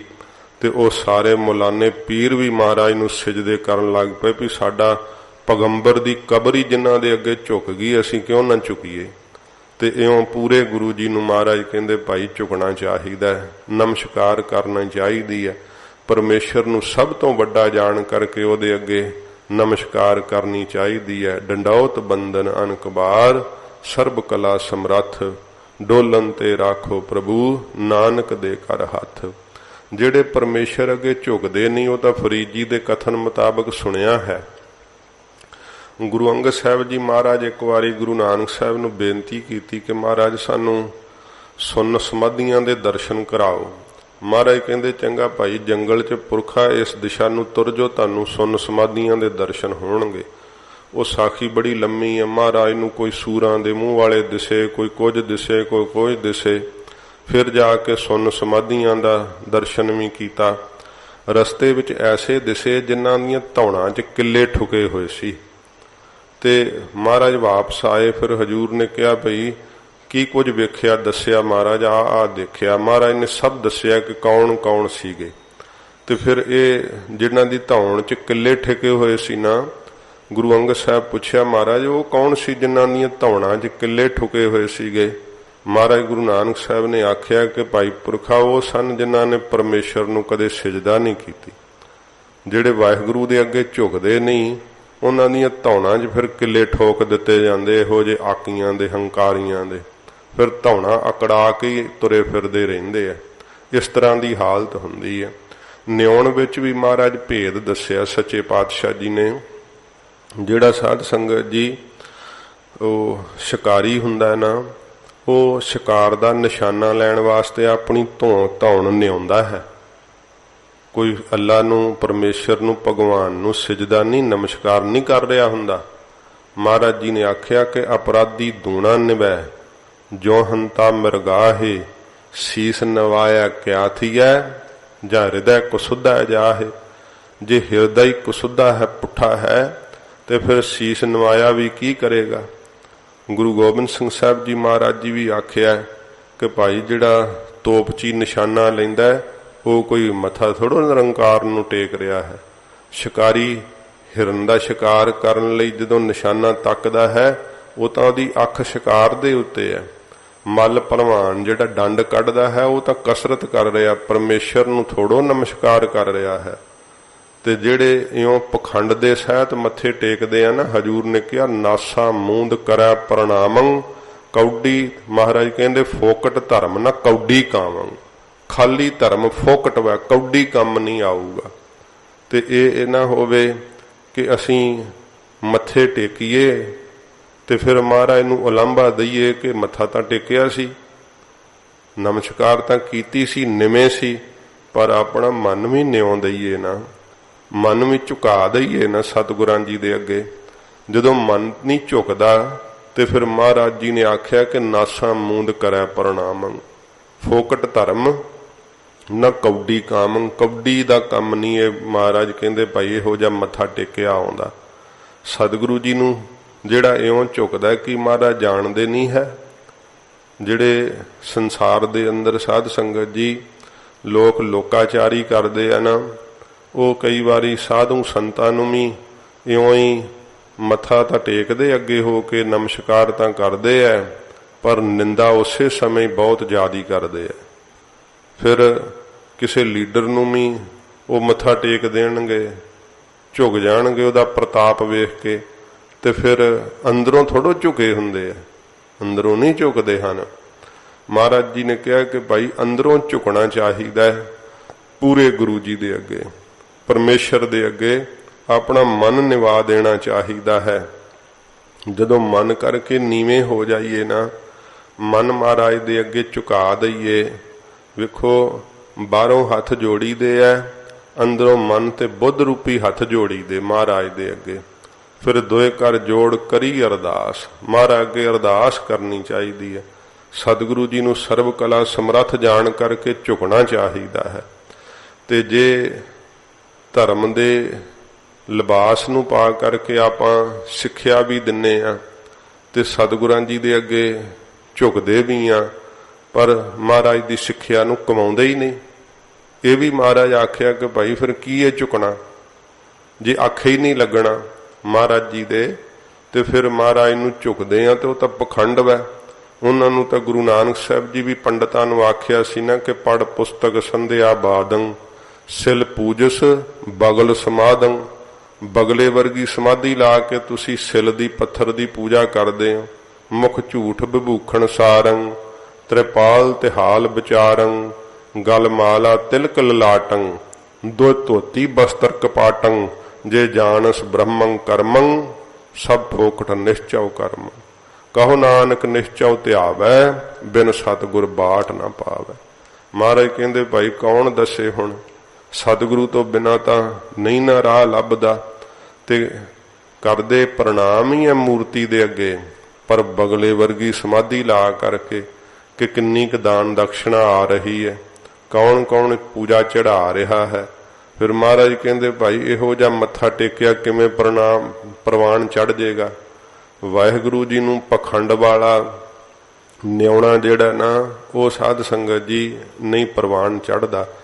ਮਹਾਰਾਜ ਜੀ ਦੇ ਅੱਗੇ ਤਾਂ ਜਿਵੇਂ ਭਾਈ ਗੋਂਦਾ ਜੀ ਨੇ ਪ੍ਰੀਤ ਨਾਲ ਮੱਥਾ ਟੇਕਿਆ ਸੀ ਨਾ, ਉਹ ਪ੍ਰਵਾਨ ਮਹਾਰਾਜ ਵੇਖੋ ਕਿੱਥੇ ਕਾਬਲ ਵਿੱਚ ਮੱਥਾ ਟੇਕਿਆ ਸੀ। ਤੇ ਮਹਾਰਾਜ ਗੁਰੂ ਹਰਿਰਾਏ ਸਾਹਿਬ ਜੀ ਤਾਂ ਕੀਰਤਪੁਰ ਸਾਹਿਬ ਵਿੱਚ ਸਤਿਗੁਰੂ ਜੀ ਸਾਰਾ ਦਿਨ ਨਹੀਂ ਤਖਤ ਤੋਂ ਉੱਠੇ। ਇਹ ਜਿਹਾ ਪ੍ਰੇਮ ਨਾਲ ਨਮਸਕਾਰ ਕਰਨੀ। ਸੱਚੇ ਪਾਤਸ਼ਾਹ ਜੀ ਨੂੰ ਜਿਹੜੇ ਇਉਂ ਸ਼ਰਧਾ ਨਾਲ ਪ੍ਰੇਮ ਨਾਲ ਨਮਸਕਾਰ ਕਰਦੇ ਐ, ਉਹਨਾਂ ਦੀ ਮਹਾਰਾਜ ਡੰਡੌਤ ਬੰਦਨਾ ਸਤਿਗੁਰੂ ਜੀ ਪ੍ਰਵਾਨ ਕਰਦੇ ਐ। ਉਹ ਕਿਤੇ ਵੀ ਝੁਕਦੇ ਐ, ਮਹਾਰਾਜ ਨੂੰ ਹਾਜ਼ਰ ਨਾਜ਼ਰ ਜਾਣ ਕੇ ਉਹਨਾਂ ਦਾ ਝੁਕਿਆ ਹੋਇਆ ਫਿਰ ਪ੍ਰਵਾਨ ਹੋ ਜਾਂਦਾ ਹੈ। ਸੱਚੇ ਪਾਤਸ਼ਾਹ ਜੀ ਮਹਾਰਾਜ ਕਹਿੰਦੇ ਐ, ਉਸ ਵਾਹਿਗੁਰੂ ਦੇ ਅੱਗੇ ਨਿਉਈਏ ਜਿਹਦੇ ਅੱਗੇ ਸਾਰੇ ਹੀ ਝੁਕ ਰਹੇ ਐ। ਮਨ ਕਰਕੇ ਵੀ ਉਹਦੇ ਅੱਗੇ ਮਹਾਰਾਜ ਕਹਿੰਦੇ ਭਾਈ ਨਮਸਕਾਰ ਕਰੀਏ, ਸਰੀਰ ਕਰਕੇ ਵੀ ਮੱਥਾ ਲਾ ਕੇ ਥੱਲੇ, ਜਿਹੜਾ ਮੱਥਾ ਨਹੀਂ ਨਾ ਲਾਉਣਾ ਉਦਾਂ ਹੀ ਚੱਕ ਲੈਣਾ। ਉਹ ਫਿਰ ਸਾਧ ਸੰਗਤ ਜੀ ਮਹਾਰਾਜ ਜਿਵੇਂ ਸਲਾਰਦੀਨ ਕਾਜੀ ਨੂੰ ਆਖਿਆ ਸੀ ਨਾ, ਉਹ ਠੱਪਾ ਨਹੀਂ ਲੱਗਦਾ। ਮਹਾਰਾਜ ਦੇ ਚਰਨਾਂ ਤੇ ਮਸਤਕ ਲਾਉਣਾ ਚਾਹੀਦਾ ਹੈ। ਫਿਰ ਸਤਿਗੁਰੂ ਜੀ ਪੁੱਠੇ ਕਰਮਾਂ ਨੂੰ ਸਿੱਧਿਆਂ ਕਰ ਦਿੰਦੇ। ਮਹਾਰਾਜ ਸੂਲੀ ਤੋਂ ਮਹਾਰਾਜ ਸੂਲ ਬਣਾ ਦਿੰਦੇ, ਦੁੱਖ ਕੱਟ ਦਿੰਦੇ ਗਰੀਬ ਨਵਾਜ ਸੱਚੇ ਪਾਤਸ਼ਾਹ। ਇਹੋ ਜੀ ਰੇਖ 'ਚ ਮੇਖ ਮਾਰਦੇ ਆ ਗਰੀਬ ਨਵਾਜ। ਤੋ ਸਤਿਗੁਰੂ ਜੀ ਕਹਿੰਦੇ ਭਾਈ ਵਾਹਿਗੁਰੂ ਦੇ ਅੱਗੇ, ਪੂਰੇ ਗੁਰੂ ਜੀ ਦੇ ਅੱਗੇ ਝੁਕ ਜਾਵੇ, ਜੋ ਸਭ ਤੋਂ ਵੱਡੇ ਹਨ, ਉਹਨਾਂ ਨਾਲ ਜੁੜਨਾ ਚਾਹੀਦਾ। ਇਸੇ ਪ੍ਰਕਾਰ ਹੀ ਹਰ ਜੇਠ ਜੁੜਨ ਦਾ ਲੋੜੀਐ। ਮਹਾਰਾਜ ਕਹਿੰਦੇ ਇਹ ਜੇਠ ਮਨੁੱਖਾ ਜਨਮ ਹੀ ਜੇਠ ਦਾ ਮਹੀਨਾ ਹੈ। ਇਸ ਮਨੁੱਖਾ ਜਨਮ ਰੂਪੀ ਜੇਠ ਮਹੀਨੇ ਵਿੱਚ ਮਹਾਰਾਜ ਕਹਿੰਦੇ ਭਾਈ ਪਰਮੇਸ਼ਰ ਨਾਲ ਜੁੜਨਾ ਲੋੜੀਏ, ਵਾਹਿਗੁਰੂ ਨਾਲ ਜੁੜਨਾ ਚਾਹੀਦਾ। ਐਵੇਂ ਮਨੁੱਖਾ ਜਨਮ ਰੂਪੀ ਇਹ ਜੇਠ ਦਾ ਮਹੀਨਾ ਮਹਾਰਾਜ ਕਹਿੰਦੇ ਅਜਾਈ ਨਾ ਭਾਈ ਗਵਾ ਲਿਓ। ਜਿਸ ਅੱਗੇ ਸਭ ਨਿਵੰਨ, ਜਿਹਦੇ ਅੱਗੇ ਸਾਰੇ ਝੁਕਦੇ ਐ ਭਈ ਤੂੰ ਮਨੁੱਖਾ ਜਨਮ ਪਾ ਕਰਕੇ ਮਹਾਰਾਜ ਕਹਿੰਦੇ ਕਿਉਂ ਨਹੀਂ ਭਾਈ ਪਰਮੇਸ਼ਰ ਦੇ ਅੱਗੇ ਨਿਆਉਂਦਾ, ਵਾਹਿਗੁਰੂ ਦੇ ਅੱਗੇ ਝੁਕ ਜਾ। ਜੇ ਪਰਮੇਸ਼ਰ ਦੇ ਅੱਗੇ ਝੁਕੇਗਾ ਨਾ ਫਿਰ ਤੈਨੂੰ ਕਿਸੇ ਦਾ ਮੁਤਾਜ ਨਹੀਂ ਰਹਿਣਾ ਪਵੇਗਾ। ਤੇ ਹੁਣ ਤਾਂ ਜਿਹੜਾ ਨਹੀਂ ਕਿਤੇ ਉਹਦੇ ਅੱਗੇ ਤੈਨੂੰ ਝੁਕਣਾ ਪੈਂਦਾ, ਕਦੀ ਕਿਸੇ ਨੂੰ ਝੁਕਦਾ ਹੈ ਕੁਝ ਲਾਲਚ ਨਾਲ ਪ੍ਰਾਪਤ ਕਰਨ ਵਾਸਤੇ, ਕਦੇ ਕਿਸੇ ਅੱਗੇ ਝੁਕਦਾ ਹੈ, ਕਦੇ ਕਿਸੇ ਦਾ ਮੁਤਾਜ ਹੁੰਦਾ ਹੈ। ਜਿਹੜਾ ਸਾਧ ਸੰਗਤ ਜੀ ਪਰਮੇਸ਼ਰ ਦੇ ਅੱਗੇ ਝੁਕ ਜਾਂਦਾ ਹੈ ਨਾ, ਫਰੀਦਾ ਜੇ ਤੂੰ ਮੇਰਾ ਹੋਏ ਰਹੇ ਸਭ ਜਗ ਤੇਰਾ ਹੋਏ। ਮਹਾਰਾਜ ਸਾਰਾ ਜਗਤ ਹੀ ਉਹਦੇ ਅਧੀਨ ਕਰ ਦਿੰਦੇ ਆ ਕਿ ਮਹਾਰਾਜ ਨੂੰ ਲਾਜ ਹੁੰਦੀ ਹੈ ਨਾ ਕਿ ਸਾਡਾ ਸੇਵਕ ਹੈ ਸਾਡੇ ਅੱਗੇ ਝੁਕਦਾ ਹੈ। ਮਹਾਰਾਜ ਕਿਸੇ ਅੱਗੇ ਝੁਕਣ ਦੀ, ਉਹਨੂੰ ਮੁਤਾਜਗੀ ਕਰਨ ਦੀ ਕਸਰ ਹੀ ਨਹੀਂ ਰਹਿਣ ਦਿੰਦੇ, ਸਗੋਂ ਕਿ ਸਾਰਾ ਸੰਸਾਰ ਉਹਦੇ ਚਰਨਾਂ ਤੇ ਮਹਾਰਾਜ ਝੁਕਾ ਦਿੰਦੇ ਆ ਵੀ ਤੇਰੇ ਅੱਗੇ ਸਾਰੇ ਹੀ ਝੁਕਣਗੇ। ਹੁਣ ਇਹ ਮਹਾਰਾਜ ਐਡੀ ਤਾਕਤ ਦਾ ਮਾਲਕ ਬਣਾ ਦਿੰਦੇ ਜਿਹੜਾ ਭਾਈ ਪਰਮੇਸ਼ਰ ਦੇ ਅੱਗੇ ਇਸ ਜੇਠ ਰੂਪੀ ਮਨੁੱਖਾ ਜਨਮ ਦੇ ਅੰਦਰ ਮਹਾਰਾਜ ਕਹਿੰਦੇ ਮਨੁੱਖਾ ਜਨਮ ਰੂਪੀ ਜੇਠ ਦੇ ਮਹੀਨੇ ਵਿੱਚ ਪਰਮੇਸ਼ਰ ਦੇ ਅੱਗੇ ਨਿਆਉਂਦਾ ਹੈ। ਵਾਹਿਗੁਰੂ ਉਹਦੇ ਅੱਗੇ ਹੀ ਸਾਰਿਆਂ ਨੂੰ ਨਿਵਾ ਦਿੰਦਾ, ਝੁਕਾ ਦਿੰਦਾ। ਪਰਮੇਸ਼ਰ ਐਡਾ ਸਮਰੱਥ ਹੈ।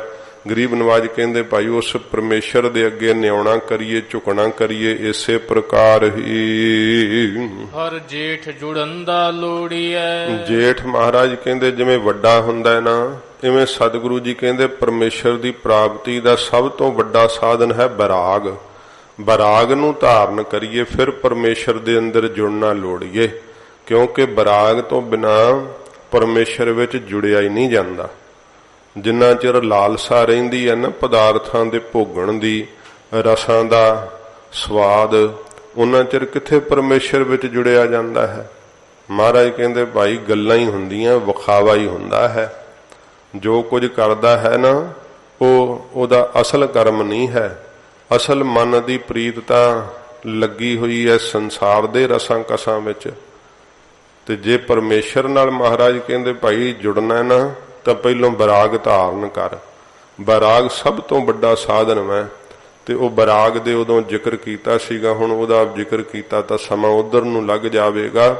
ਤੋ ਇਸ ਪ੍ਰਕਾਰ ਜਿਹੜਾ ਤਰ ਤਮ ਤਰ ਤੀਬਰ ਬੈਰਾਗ ਹੈ ਨਾ, ਇਹ ਧਾਰਨ ਕਰਨਾ ਚਾਹੀਦਾ। ਫਿਰ ਇਸ ਧਰਤੀ ਤੋਂ ਲੈ ਕੇ ਬ੍ਰਹਮ ਲੋਕ ਤੱਕ ਸਾਰੇ ਸੁੱਖ ਜਿਹੜੇ ਆ ਉਹ ਕਾਮ ਵਿਸ਼ਟਾ ਦੀ ਤਰ੍ਹਾਂ ਪ੍ਰਤੀਤ ਹੋਣ ਲੱਗ ਜਾਂਦੇ। ਤੇ ਗਧਾ ਬੈਰਾਗ ਜਿਹੜਾ ਉਹ ਮਾੜਾ ਹੈ। ਫਿਰ ਉਹ ਸਾਰੇ ਦੱਸੇ ਸੀ, ਉਦੋਂ ਬੈਰਾਗ ਦਾ ਜ਼ਿਕਰ ਆਇਆ ਸੀ ਕਿ ਜਿਹੜਾ ਹੈ ਘੋੜਾ ਬੈਰਾਗ ਕਿਹੋ ਜਿਹਾ ਹੁੰਦਾ ਹੈ। ਤੇ ਇਸ ਪ੍ਰਕਾਰ ਜਿਹੜਾ ਸਾਧ ਸੰਗਤ ਜੀ ਇਹੋ ਜਿਹਾ ਬੈਰਾਗ ਜਿਹੜਾ ਧਾਰਨ ਕਰਨਾ ਹੈ ਉਹ ਥੋੜੇ ਸਮੇਂ ਵਾਸਤੇ ਹੀ ਹੁੰਦਾ ਹੈ। ਬਾਹਰੋਂ ਪਖੰਡ ਦੇ ਸਹਿਤ ਲਿਬਾਸ ਧਾਰਨ ਕਰਨ ਦਾ ਨਾਮ ਬੈਰਾਗ ਨਹੀਂ ਹੈ। ਬੈਰਾਗ ਦਾ ਤਾਂ ਅਰਥ ਹੈ ਅੰਦਰੋਂ ਸਭ ਕਾਸੇ ਤੋਂ ਮਨ ਉਪਰਾਮ ਹੋ ਜਾਣਾ, ਸਾਰੇ ਰਸਾਂ ਕਸਾਂ ਤੋਂ ਮਨ ਉੱਠ ਜਾਣਾ, ਵਿਸ਼ੇ ਸੁਖ ਕੌੜੇ ਲੱਗਣੇ। ਤੇ ਇਉਂ ਮਹਾਰਾਜ ਕਹਿੰਦੇ ਭਾਈ ਪਰਮੇਸ਼ਰ ਦੇ ਅੰਦਰ ਜੁੜਨਾ ਜਿਹੜਾ ਨਾ ਬੈਰਾਗ ਦੁਆਰਾ ਲੋੜੀਏ ਚਾਹੀਦਾ ਹੈ। ਬੈਰਾਗ ਧਾਰਨ ਕਰਕੇ ਪਰਮੇਸ਼ਰ ਨਾਲ ਜੁੜੀਏ, ਫਿਰ ਪਰਮੇਸ਼ਰ ਵਿੱਚ ਸੁਰਤ ਜਿਹੜੀ ਆ ਉਹ ਜੁੜ ਜਾਂਦੀ ਆ। ਜਿਸ ਅੱਗੇ ਸਭ ਨਿਵੰਨ, ਜਿਸ ਪਰਮੇਸ਼ਰ ਦੇ ਅੱਗੇ ਮਹਾਰਾਜ ਕਹਿੰਦੇ ਭਾਈ ਸਭ ਗੁਪਤ ਪ੍ਰਗਟ ਸ਼ਕਤੀਆਂ ਨਿਆਉਂਦੀਆਂ ਨੇ, ਝੁਕਦੀਆਂ ਨੇ। ਸਤਿਗੁਰੂ ਜੀ ਕਹਿੰਦੇ ਭਾਈ ਤੂੰ ਵੀ ਮਨ ਕਰਕੇ, ਬਾਣੀ ਕਰਕੇ, ਸਰੀਰ ਕਰਕੇ ਪਰਮੇਸ਼ਰ ਦੇ ਅੱਗੇ ਨਿਉ ਜਾ। ਜਦੋਂ ਮਹਾਰਾਜ ਦੇ ਅੱਗੇ ਨਿਉ ਜਾਈਏ ਨਾ ਫਿਰ ਮਹਾਰਾਜ ਨੂੰ ਦਰ ਪਏ ਦੀ ਲਾਜ ਪੈ ਜਾਂਦੀ ਹੈ। ਫਿਰ ਸੱਚੇ ਪਾਤਸ਼ਾਹ ਜੀ ਵੇਖਦੇ ਐ ਕਿ ਇਹ ਤਾਂ ਕੋਈ ਹੋਰ ਮਨ ਚ ਆਸਰਾ ਨਹੀਂ ਰਿਹਾ, ਸਾਡੇ ਦਰ ਤੇ ਪੈ ਗਿਆ ਹੈ। ਇਉਂ ਸੱਚੇ ਪਾਤਸ਼ਾਹ ਜੀ ਮਹਾਰਾਜ ਕਹਿੰਦੇ ਭਾਈ ਕੂਕਰ ਦੀ ਤਰ੍ਹਾਂ ਬਿਰਤੀ ਧਾਰਨ ਕਰਕੇ ਨਾ ਪਰਮੇਸ਼ਰ ਦੇ ਅੱਗੇ ਨਿਉ ਜਾਵੇ, ਝੁਕ ਜਾਵੇ। ਮਹਾਰਾਜ ਕੋਈ ਨਹੀਂ ਤੇਰੇ ਤੋਂ ਬਿਨਾ ਮੇਰਾ ਹੋਰ ਆਸਰਾ। ਫਿਰ ਸਤਿਗੁਰੂ ਜੀ ਕਹਿੰਦੇ ਭਾਈ ਪਰਮੇਸ਼ਰ ਦੇ ਅੱਗੇ ਜਿਹੜਾ ਇਉਂ ਬੇਨਤੀਆਂ ਕਰੇ ਉਹ ਪਰਮੇਸ਼ਰ ਵਿੱਚ ਮਨ ਕਰਕੇ ਜੁੜ ਜਾਂਦਾ ਹੈ, ਬਾਣੀ ਕਰਕੇ, ਸਰੀਰ ਕਰਕੇ ਜੁੜ ਜਾਂਦਾ ਹੈ। ਉਹ ਸਮਰੱਥ ਵਾਹਿਗੁਰੂ ਦੇ ਅੱਗੇ ਹਜੂਰ ਕਹਿੰਦੇ ਭਾਈ ਝੁਕਣਾ ਕਰੀਏ। ਹਰ ਸੱਜਣ ਦਾਵਣ ਲੱਗਿਆ, ਜਿਹੜਾ ਹਰੀ ਹੈ ਨਾ ਲੋਕ ਪਰਲੋਕ ਦਾ ਸੱਜਣ ਵੈ। ਇੱਥੇ ਰਿਸ਼ਤੇਦਾਰ ਨਾਤੇ ਤੋੜ ਜਾਂਦੇ ਆ ਵਿਪਤਾ ਪਈ ਤੋਂ, ਪਰ ਵਾਹਿਗੁਰੂ ਨਹੀਂ ਕਦੇ ਮਹਾਰਾਜ ਕਹਿੰਦੇ ਭਾਈ ਸਾਥ ਛੱਡਦਾ। ਜੇ ਵਾਹਿਗੁਰੂ ਦਾ ਪਿਆਰ ਮਨ ਵਿੱਚ ਹੋਵੇ ਤੇ ਪਰਮੇਸ਼ਰ ਇਹੋ ਜੀ ਰੀਤ ਨਿਭਾਉਂਦਾ ਹੈ। ਮਹਾਰਾਜ ਸੱਚੇ ਪਾਤਸ਼ਾਹ ਜੀ ਨੇ ਕਿਹਾ ਕਿ ਭਾਈ ਇਹੋ ਜਿਹਾ ਸਮਾਂ ਵੀ ਆ ਜਾਵੇ ਕਿ ਦਮੜਾ ਪੱਲੇ ਨਾ ਪਵੇ ਨਾ ਕੋ ਦੇਵੈ ਧੀਰ। ਇਹੋ ਜੀ ਹਾਲਤ ਹੋ ਜਾਵੇ, ਬਹੁਤ ਜ਼ਿਆਦਾ ਬੁਰਾ ਹਾਲ ਹੋਵੇ, ਤਾਂ ਵੀ ਮਹਾਰਾਜ ਕਹਿੰਦੇ ਭਾਈ ਪਰਮੇਸ਼ਰ ਦਾ ਨਾਮ ਕਿਤੇ ਚੇਤੇ ਆਵੇ ਨਾ ਤੇ ਫਿਰ ਵਾਹਿਗੁਰੂ ਜੀ ਉਹਨੂੰ ਵੀ ਬਖਸ਼ਿਸ਼ ਕਰ ਦਿੰਦੇ ਐ।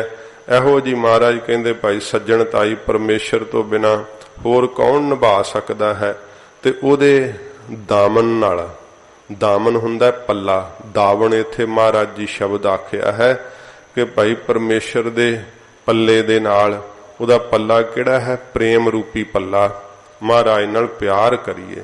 ਫਿਰ ਸਾਧ ਸੰਗਤ ਜੀ ਗੁਰੂ ਸਾਹਿਬ ਨੇ ਸਾਨੂੰ ਕਿਹੜਾ ਪੱਲਾ ਦਿੱਤਾ ਹੈ? ਮਹਾਰਾਜ ਆਖਿਆ ਹੈ ਕਿ ਗੁਰਸਿੱਖ ਮੀਤ ਚੱਲਹੁ ਗੁਰ ਚਾਲੀ, ਜੋ ਗੁਰ ਕਹੈ ਸੋਈ ਭਲ ਮਾਨੋ, ਹਰ ਹਰ ਕਥਾ ਨਿਰਾਲੀ। ਮਹਾਰਾਜ ਜੀ ਨੇ ਜਿਹੜੀ ਮਰਿਆਦਾ ਦਿੱਤੀ ਹੈ ਨਾ, ਗੁਰਸਿੱਖ ਮੀਤ ਚੱਲਹੁ ਗੁਰ ਚਾਲੀ। ਚਾਲੀ ਕੀ ਹੈ? ਗੁਰੂ ਸਾਹਿਬ ਦੀ ਚਾਲੀ ਵਿੱਚ ਚੱਲ, ਮਰਿਆਦਾ ਵਿੱਚ ਚੱਲ। ਇਹ ਮਰਿਆਦਾ ਰੂਪੀ ਪੱਲਾ ਮਹਾਰਾਜ ਸਾਨੂੰ ਬਖਸ਼ਿਸ਼ ਕੀਤਾ ਹੈ। ਪੰਜਾਂ ਬਾਣੀਆਂ ਦਾ ਨਿਤਨੇਮ, ਰਹਿਰਾਸ ਸਾਹਿਬ, ਰਾਤ ਨੂੰ ਕੀਰਤਨ ਸੁਹਿਲਾ, ਹੋਰ ਬਾਣੀਆਂ ਦਾ ਨਿਤਨੇਮ ਰੋਜ਼ ਦੇ ਨਿਯਮ ਵਿੱਚ ਕਰਨਾ, ਸੁਖਮਨੀ ਸਾਹਿਬ, ਆਸਾ ਜੀ ਦੀ ਵਾਰ, ਦੱਖਣੀ ਓਂਕਾਰ, ਸਿੱਧ ਗੋਸ਼ਟ, 52 ਅੱਖਰੀ, ਇਉਂ ਗੁਰਸਿੱਖ ਬਹੁਤ ਨਿਤਨੇਮ ਕਰਦੇ ਆ। ਮਹਾਰਾਜ ਦਾ ਪੱਲਾ ਹੀ ਹੈ ਪਕੜਨਾ। ਗੁਰੂ ਸਾਹਿਬ ਨੇ ਮਰਿਆਦਾ ਤਾਂ ਦੱਸੀ ਹੈ ਨਾ, ਭਾਵੇਂ ਕਿ 5 ਬਾਣੀਆਂ ਤੇ ਰਹਿਰਾਸ ਸਾਹਿਬ ਤੇ ਕੀਰਤਨ ਸੁਹਿਲਾ, ਪਰ ਉਹਨਾਂ ਦੀ ਖੁਰਾਕ ਹੀ ਬਾਣੀ ਬਣ ਜਾਂਦੀ। ਇਹ ਫਿਰ ਸਤਿਗੁਰਾਂ ਜੀ ਨੇ 5 ਕਕਾਰੀ ਰਹਿਤ ਦੱਸੀ ਹੈ, 4 ਬੱਜਰ ਕਰੈਤਾਂ ਦਾ ਤਿਆਗ ਦੱਸਿਆ ਹੈ। ਮਹਾਰਾਜ ਸੱਚੇ ਪਾਤਸ਼ਾਹ ਜੀ ਨੇ ਇਹ ਜਿਹੜੀ ਰਹਿਤ ਦੱਸੀ ਹੈ, ਇਹ ਮਹਾਰਾਜ ਦਾ ਪੱਲਾ ਹੈ ਗੁਰੂ ਗੋਬਿੰਦ ਸਿੰਘ ਸਾਹਿਬ ਜੀ ਦਾ। ਤੇ ਹਰੀ ਸਰੂਪ ਜਿਹੜੇ ਸਤਿਗੁਰੂ ਜੀ ਦੇ ਪੱਲੇ ਨਾਲ ਜੁੜ ਜਾਂਦੇ ਆ, ਹਰ ਸੱਜਣ ਦਾਵਣ ਲੱਗਿਆ, ਉਹਦੇ ਦਾਮਨ ਪੱਲੇ ਦੇ ਨਾਲ ਲੱਗਿਆ ਹੋਇਆ ਗਰੀਬ ਨਵਾਜ ਕਹਿੰਦੇ ਕੀ ਪ੍ਰਾਪਤ ਹੁੰਦਾ ਏ? ਕਿਸੈ ਨ ਦੇਈ ਬੰਨ। ਮਹਾਰਾਜ ਫਿਰ ਕਿਸੇ ਦੇ ਅੱਗੇ ਬੰਨ ਕੇ ਨਹੀਂ ਸਿੱਟਦੇ, ਆਪਣੇ ਹੀ ਗੋਦ ਵਿੱਚ ਬਿਠਾ ਲੈਂਦੇ ਆ। ਗੁਰੂ ਕਲਗੀਧਰ ਸਾਹਿਬ ਜਿਵੇਂ ਭਾਈ ਨੰਦ ਲਾਲ ਜੀ ਨੂੰ ਬਿਠਾ ਲਿਆ ਸੀਗਾ। ਭਾਈ ਨੰਦ ਲਾਲ ਜੀ ਨੂੰ ਜਦੋਂ ਪਤਾ ਲੱਗਾ ਸੀ ਤੇ ਫਿਰ ਉਹ ਸੋਚਦੇ ਸੀ ਕਿ ਹੁਣ ਮੈਂ ਕਿਹਦੀ ਸ਼ਰਨ ਲਵਾਂ, ਕਿਹਦੇ ਦਾਮਨ ਨਾਲ ਜੁੜਾਂ, ਕਿਉਂਕਿ ਉਹਨਾਂ ਨੂੰ ਪਤਾ ਲੱਗ ਗਿਆ ਕਿ ਨਰੰਗਾ ਤਾਂ ਸਾਨੂੰ ਜ਼ਬਰਦਸਤੀ ਮੁਸਲਮਾਨ ਬਣਾ ਦੂਗਾ ਤੇ ਚੱਕਰਵਰਤੀ ਰਾਜਾ ਏ, ਤੇ ਕਿਹਦੇ ਦਾਮਨ ਨਾਲ ਜੁੜੀਏ, ਹੁਣ ਕਿਹਦਾ ਪੱਲਾ ਫੜੀਏ? ਦੁੱਖ ਵੇਲੇ ਮਨੁੱਖ ਪੱਲਾ ਹੀ ਫੜਦਾ ਨਾ, ਉਹ ਕਹਿੰਦਾ ਵੀ ਮੈਨੂੰ ਹੁਣ ਆਪ ਦਾ ਪੱਲਾ ਫੜਾ, ਮੈਨੂੰ ਆਸਰਾ ਦੇ। ਤੇ ਉਹਨਾਂ ਸੋਚਿਆ ਕਿਸੇ ਰਾਜਪੂਤ ਰਾਜੇ ਕੋਲ ਜਾਵਾਂ, ਉਹਦਾ ਆਸਰਾ ਲਵਾਂ, ਕਿਉਂ ਉਹਨਾਂ ਤਾਂ ਨਰੰਗੇ ਅੱਗੇ ਮੈਨੂੰ ਬੰਨ ਕੇ ਸਿੱਟ ਦੇਣਾ ਵੀ ਲੈ ਫੜ ਨਰੰਗਿਆ, ਇਹ ਤੇਰਾ ਦੋਸ਼ੀ ਭੱਜਿਆ ਇੱਥੋਂ। ਤੇ ਫਿਰ ਭਾਈ ਨੰਦ ਲਾਲ ਜੀ ਨੂੰ ਗੁਰੂ ਗੋਬਿੰਦ ਸਿੰਘ ਸਾਹਿਬ ਜੀ ਮਹਾਰਾਜ ਦਾ ਦਾਮਨ ਪੱਲਾ ਦਿਸਿਆ ਕਿ ਮਹਾਰਾਜ ਦਾ ਪੱਲਾ ਪਕੜੀਏ, ਗੁਰੂ ਸਾਹਿਬ ਦਾ ਆਸਰਾ ਲਈਏ। ਤੇ ਫਿਰ ਸਤਿਗੁਰੂ ਜੀ ਦਾ ਜਦੋਂ ਆਸਰਾ ਲਿਆ ਤੇ ਮਹਾਰਾਜ ਸੱਚੇ ਪਾਤਸ਼ਾਹ ਏਡੇ ਸਮਰੱਥ ਵੈ, ਮਹਾਰਾਜ ਆਪਦੀ ਸ਼ਰਨ ਦਿੱਤੀ। ਫਿਰ ਗਰੀਬ ਨਵਾਜ ਨੇ ਸ਼ਰਨ ਪਾਲਣ ਯੋਗ ਹੈ ਸੱਚੇ ਪਾਤਸ਼ਾਹ ਜੀ, ਸ਼ਰਨਾਗਤ ਆਏ ਦੀ ਲਾਜ ਰੱਖਦੇ ਆ ਸੱਚੇ ਪਾਤਸ਼ਾਹ ਜੀ ਮਹਾਰਾਜ। ਜਿਵੇਂ ਗਰੀਬ ਨਵਾਜ ਸਤਿਗੁਰੂ ਜੀ ਨੇ ਕਿਹਾ ਸੀ ਕਿ ਜੇ ਅਸੀਂ ਮਨੁੱਖ ਤੋਂ ਨਹੀਂ ਬਚਾ ਸਕਦੇ ਆਪਦੇ ਸਿੱਖ ਨੂੰ, ਤੇ ਜਮਾਂ ਤੋਂ ਕਿਵੇਂ ਬਚਾਵਾਂਗੇ? ਮਾਨਖ ਕੀ ਕਹੂ ਕੇਤਕ ਬਾਤ, ਜਮ ਤੇ ਰਾਖੈ ਦੇ ਕਰ ਹਾਥ।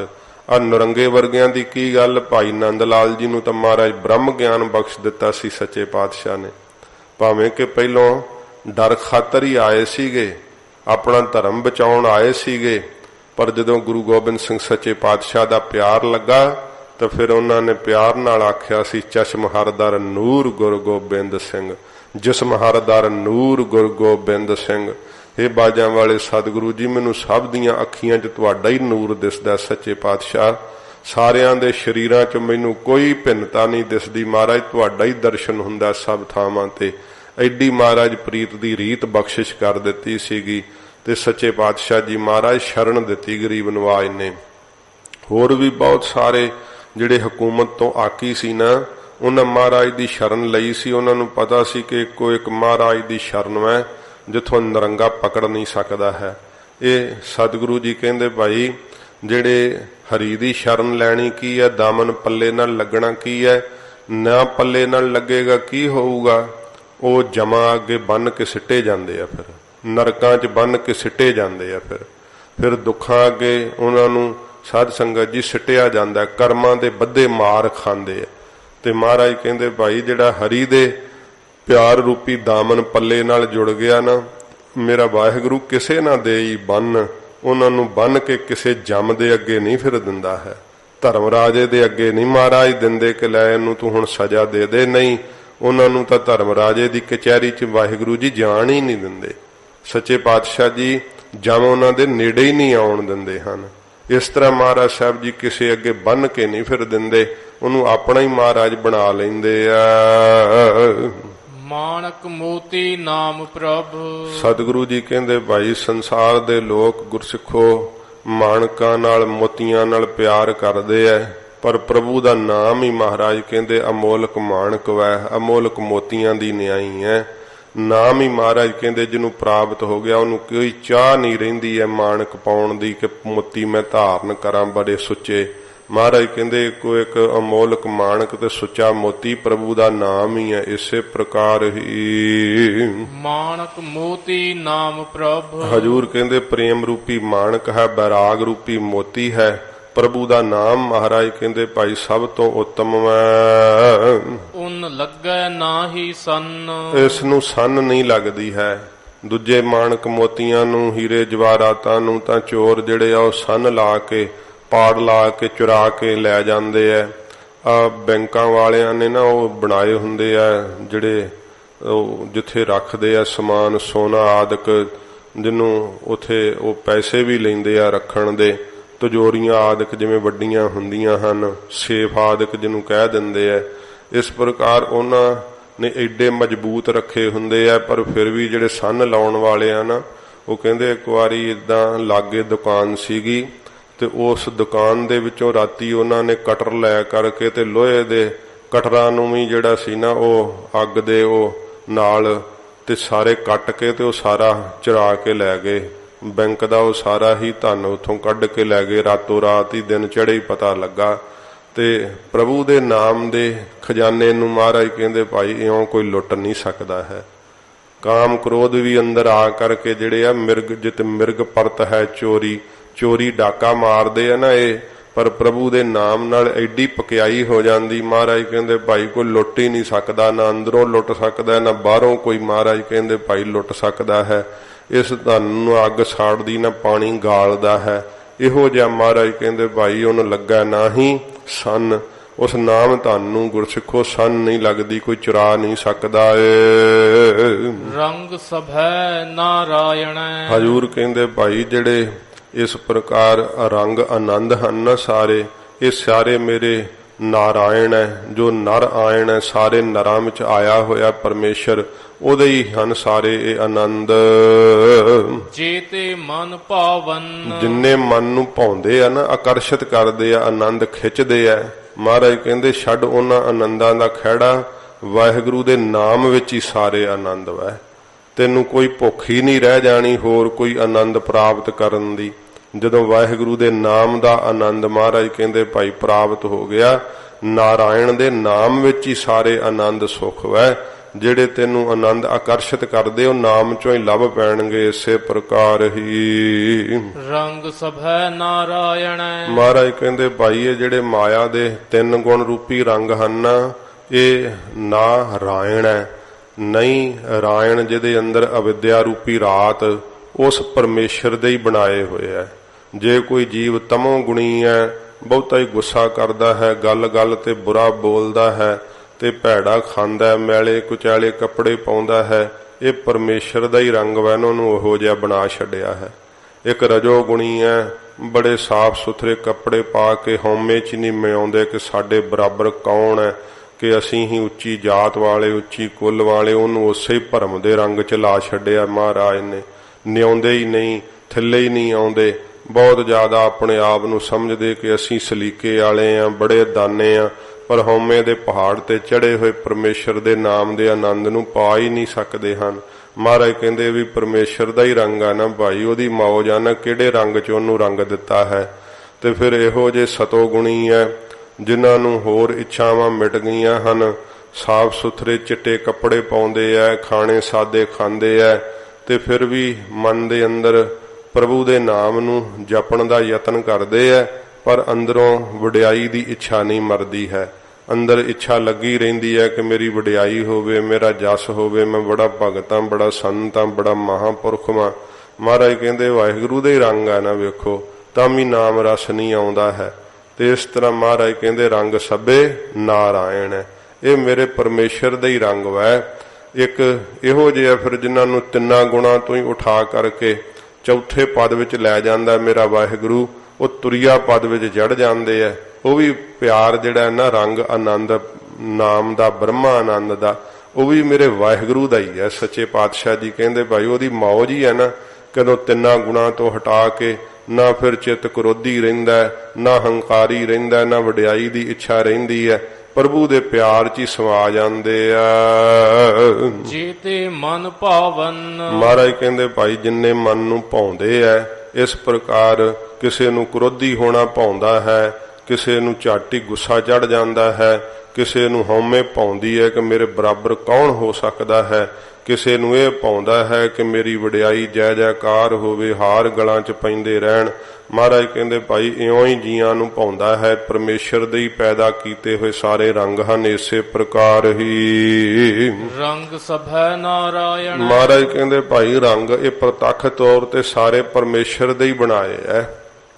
ਤੋ ਸਾਧ ਸੰਗਤ ਜੀ ਜਿਹੜੇ ਉਹ ਉਦੋਂ ਵੀ ਥੋੜਾ ਜ਼ਿਕਰ ਆਇਆ ਸੀਗਾ, ਪਰ ਸਵਾਇਆ ਹੀ ਜ਼ਿਕਰ ਕਰਾਂਗਾ ਕਿਉਂਕਿ ਸਮਾਂ ਨਹੀਂ ਆਗਿਆ ਦਿੰਦਾ। ਜਿਹੜਾ ਲਾਲ ਰੰਗ ਹੈ ਤੇ ਹਰਾ ਰੰਗ ਹੈ, ਇਹ ਮਹਾਰਾਜ ਜੀ ਨੇ ਆਗਿਆ ਕੀਤੀ ਹੈ ਕਿ ਸੂਹਾ ਪਹਿਨ ਲਏ ਨਸਵਾਰ, ਕਹਿ ਗੋਬਿੰਦ ਸਿੰਘ ਜਮ ਕਰੇ ਖੁਆਰ। ਇਹ ਮਹਾਰਾਜ ਆਗਿਆ ਕੀਤੀ ਹੈ ਰਹਿਤਨਾਮਿਆਂ ਦੇ ਅੰਦਰ। ਪਰ ਜਿੱਥੇ ਮਹਾਰਾਜ ਪਰਮੇਸ਼ਰ ਦੀ ਕੁਦਰਤ ਦਾ ਜ਼ਿਕਰ ਕੀਤਾ ਹੈ ਨਾ, ਉੱਥੇ ਇਹੀ ਆਖਿਆ ਕਿ ਭਾਵੇਂ ਕਿ ਰੰਗ ਤਾਂ ਸਾਰੇ ਭਾਈ ਮਾੜਾ ਨਹੀਂ, ਕੋਈ ਪਰਮੇਸ਼ਰ ਦੇ ਹੀ ਬਣਾਏ ਹੈ, ਪਰ ਜਿੱਥੇ ਕੌਮ ਦੀ ਕੌਮੀਅਤ ਦੀ ਗੱਲ ਆਉਂਦੀ ਹੈ ਨਾ, ਉੱਥੇ ਫਿਰ ਮਹਾਰਾਜ ਸਾਨੂੰ ਜਿੱਦਾਂ ਸਾਰੀਆਂ ਕੌਮਾਂ ਦੇ ਰੰਗ ਹੈ, ਮਹਾਰਾਜ ਸਾਨੂੰ ਵੀ ਰੰਗ ਬਖਸ਼ਿਸ਼ ਕੀਤਾ ਹੈ। ਪਹਿਲਾਂ ਮਹਾਰਾਜ ਜੀ ਦੇ ਘਰ ਦਾ ਚਿੱਟਾ ਰੰਗ ਹੁੰਦਾ ਸੀ, ਚਿੱਟੇ ਰੰਗ ਦਾ ਨਿਸ਼ਾਨ ਹੁੰਦਾ ਸੀਗਾ, ਜੋ ਭੱਟਾਂ ਨੇ ਬਾਣੀ ਵਿੱਚ ਜ਼ਿਕਰ ਕੀਤਾ ਹੈ ਕਿ ਤੁਜਾ ਸੇਤ ਬੈਕੁੰਠ ਬੀਣਾ।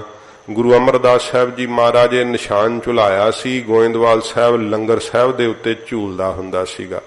ਤੇ ਭੱਟਾਂ ਨੇ ਕਿਹਾ ਮਹਾਰਾਜ ਇਹ ਨਿਸ਼ਾਨ ਕੀ ਝੂਲ ਰਿਹਾ ਹੈ? ਇਹ ਸਤੋਮਈ ਨਿਸ਼ਾਨ ਮਹਾਰਾਜ ਬੈਕੁੰਠ ਦੀ ਬੀਣਾ ਹੀ ਵੱਜ ਰਹੀ ਹੈ, ਸੱਚਖੰਡ ਦੀ ਸ਼ਾਂਤੀ ਦਾ ਨਾਦ ਹੀ ਪੂਰ ਰਿਹਾ ਹੈ।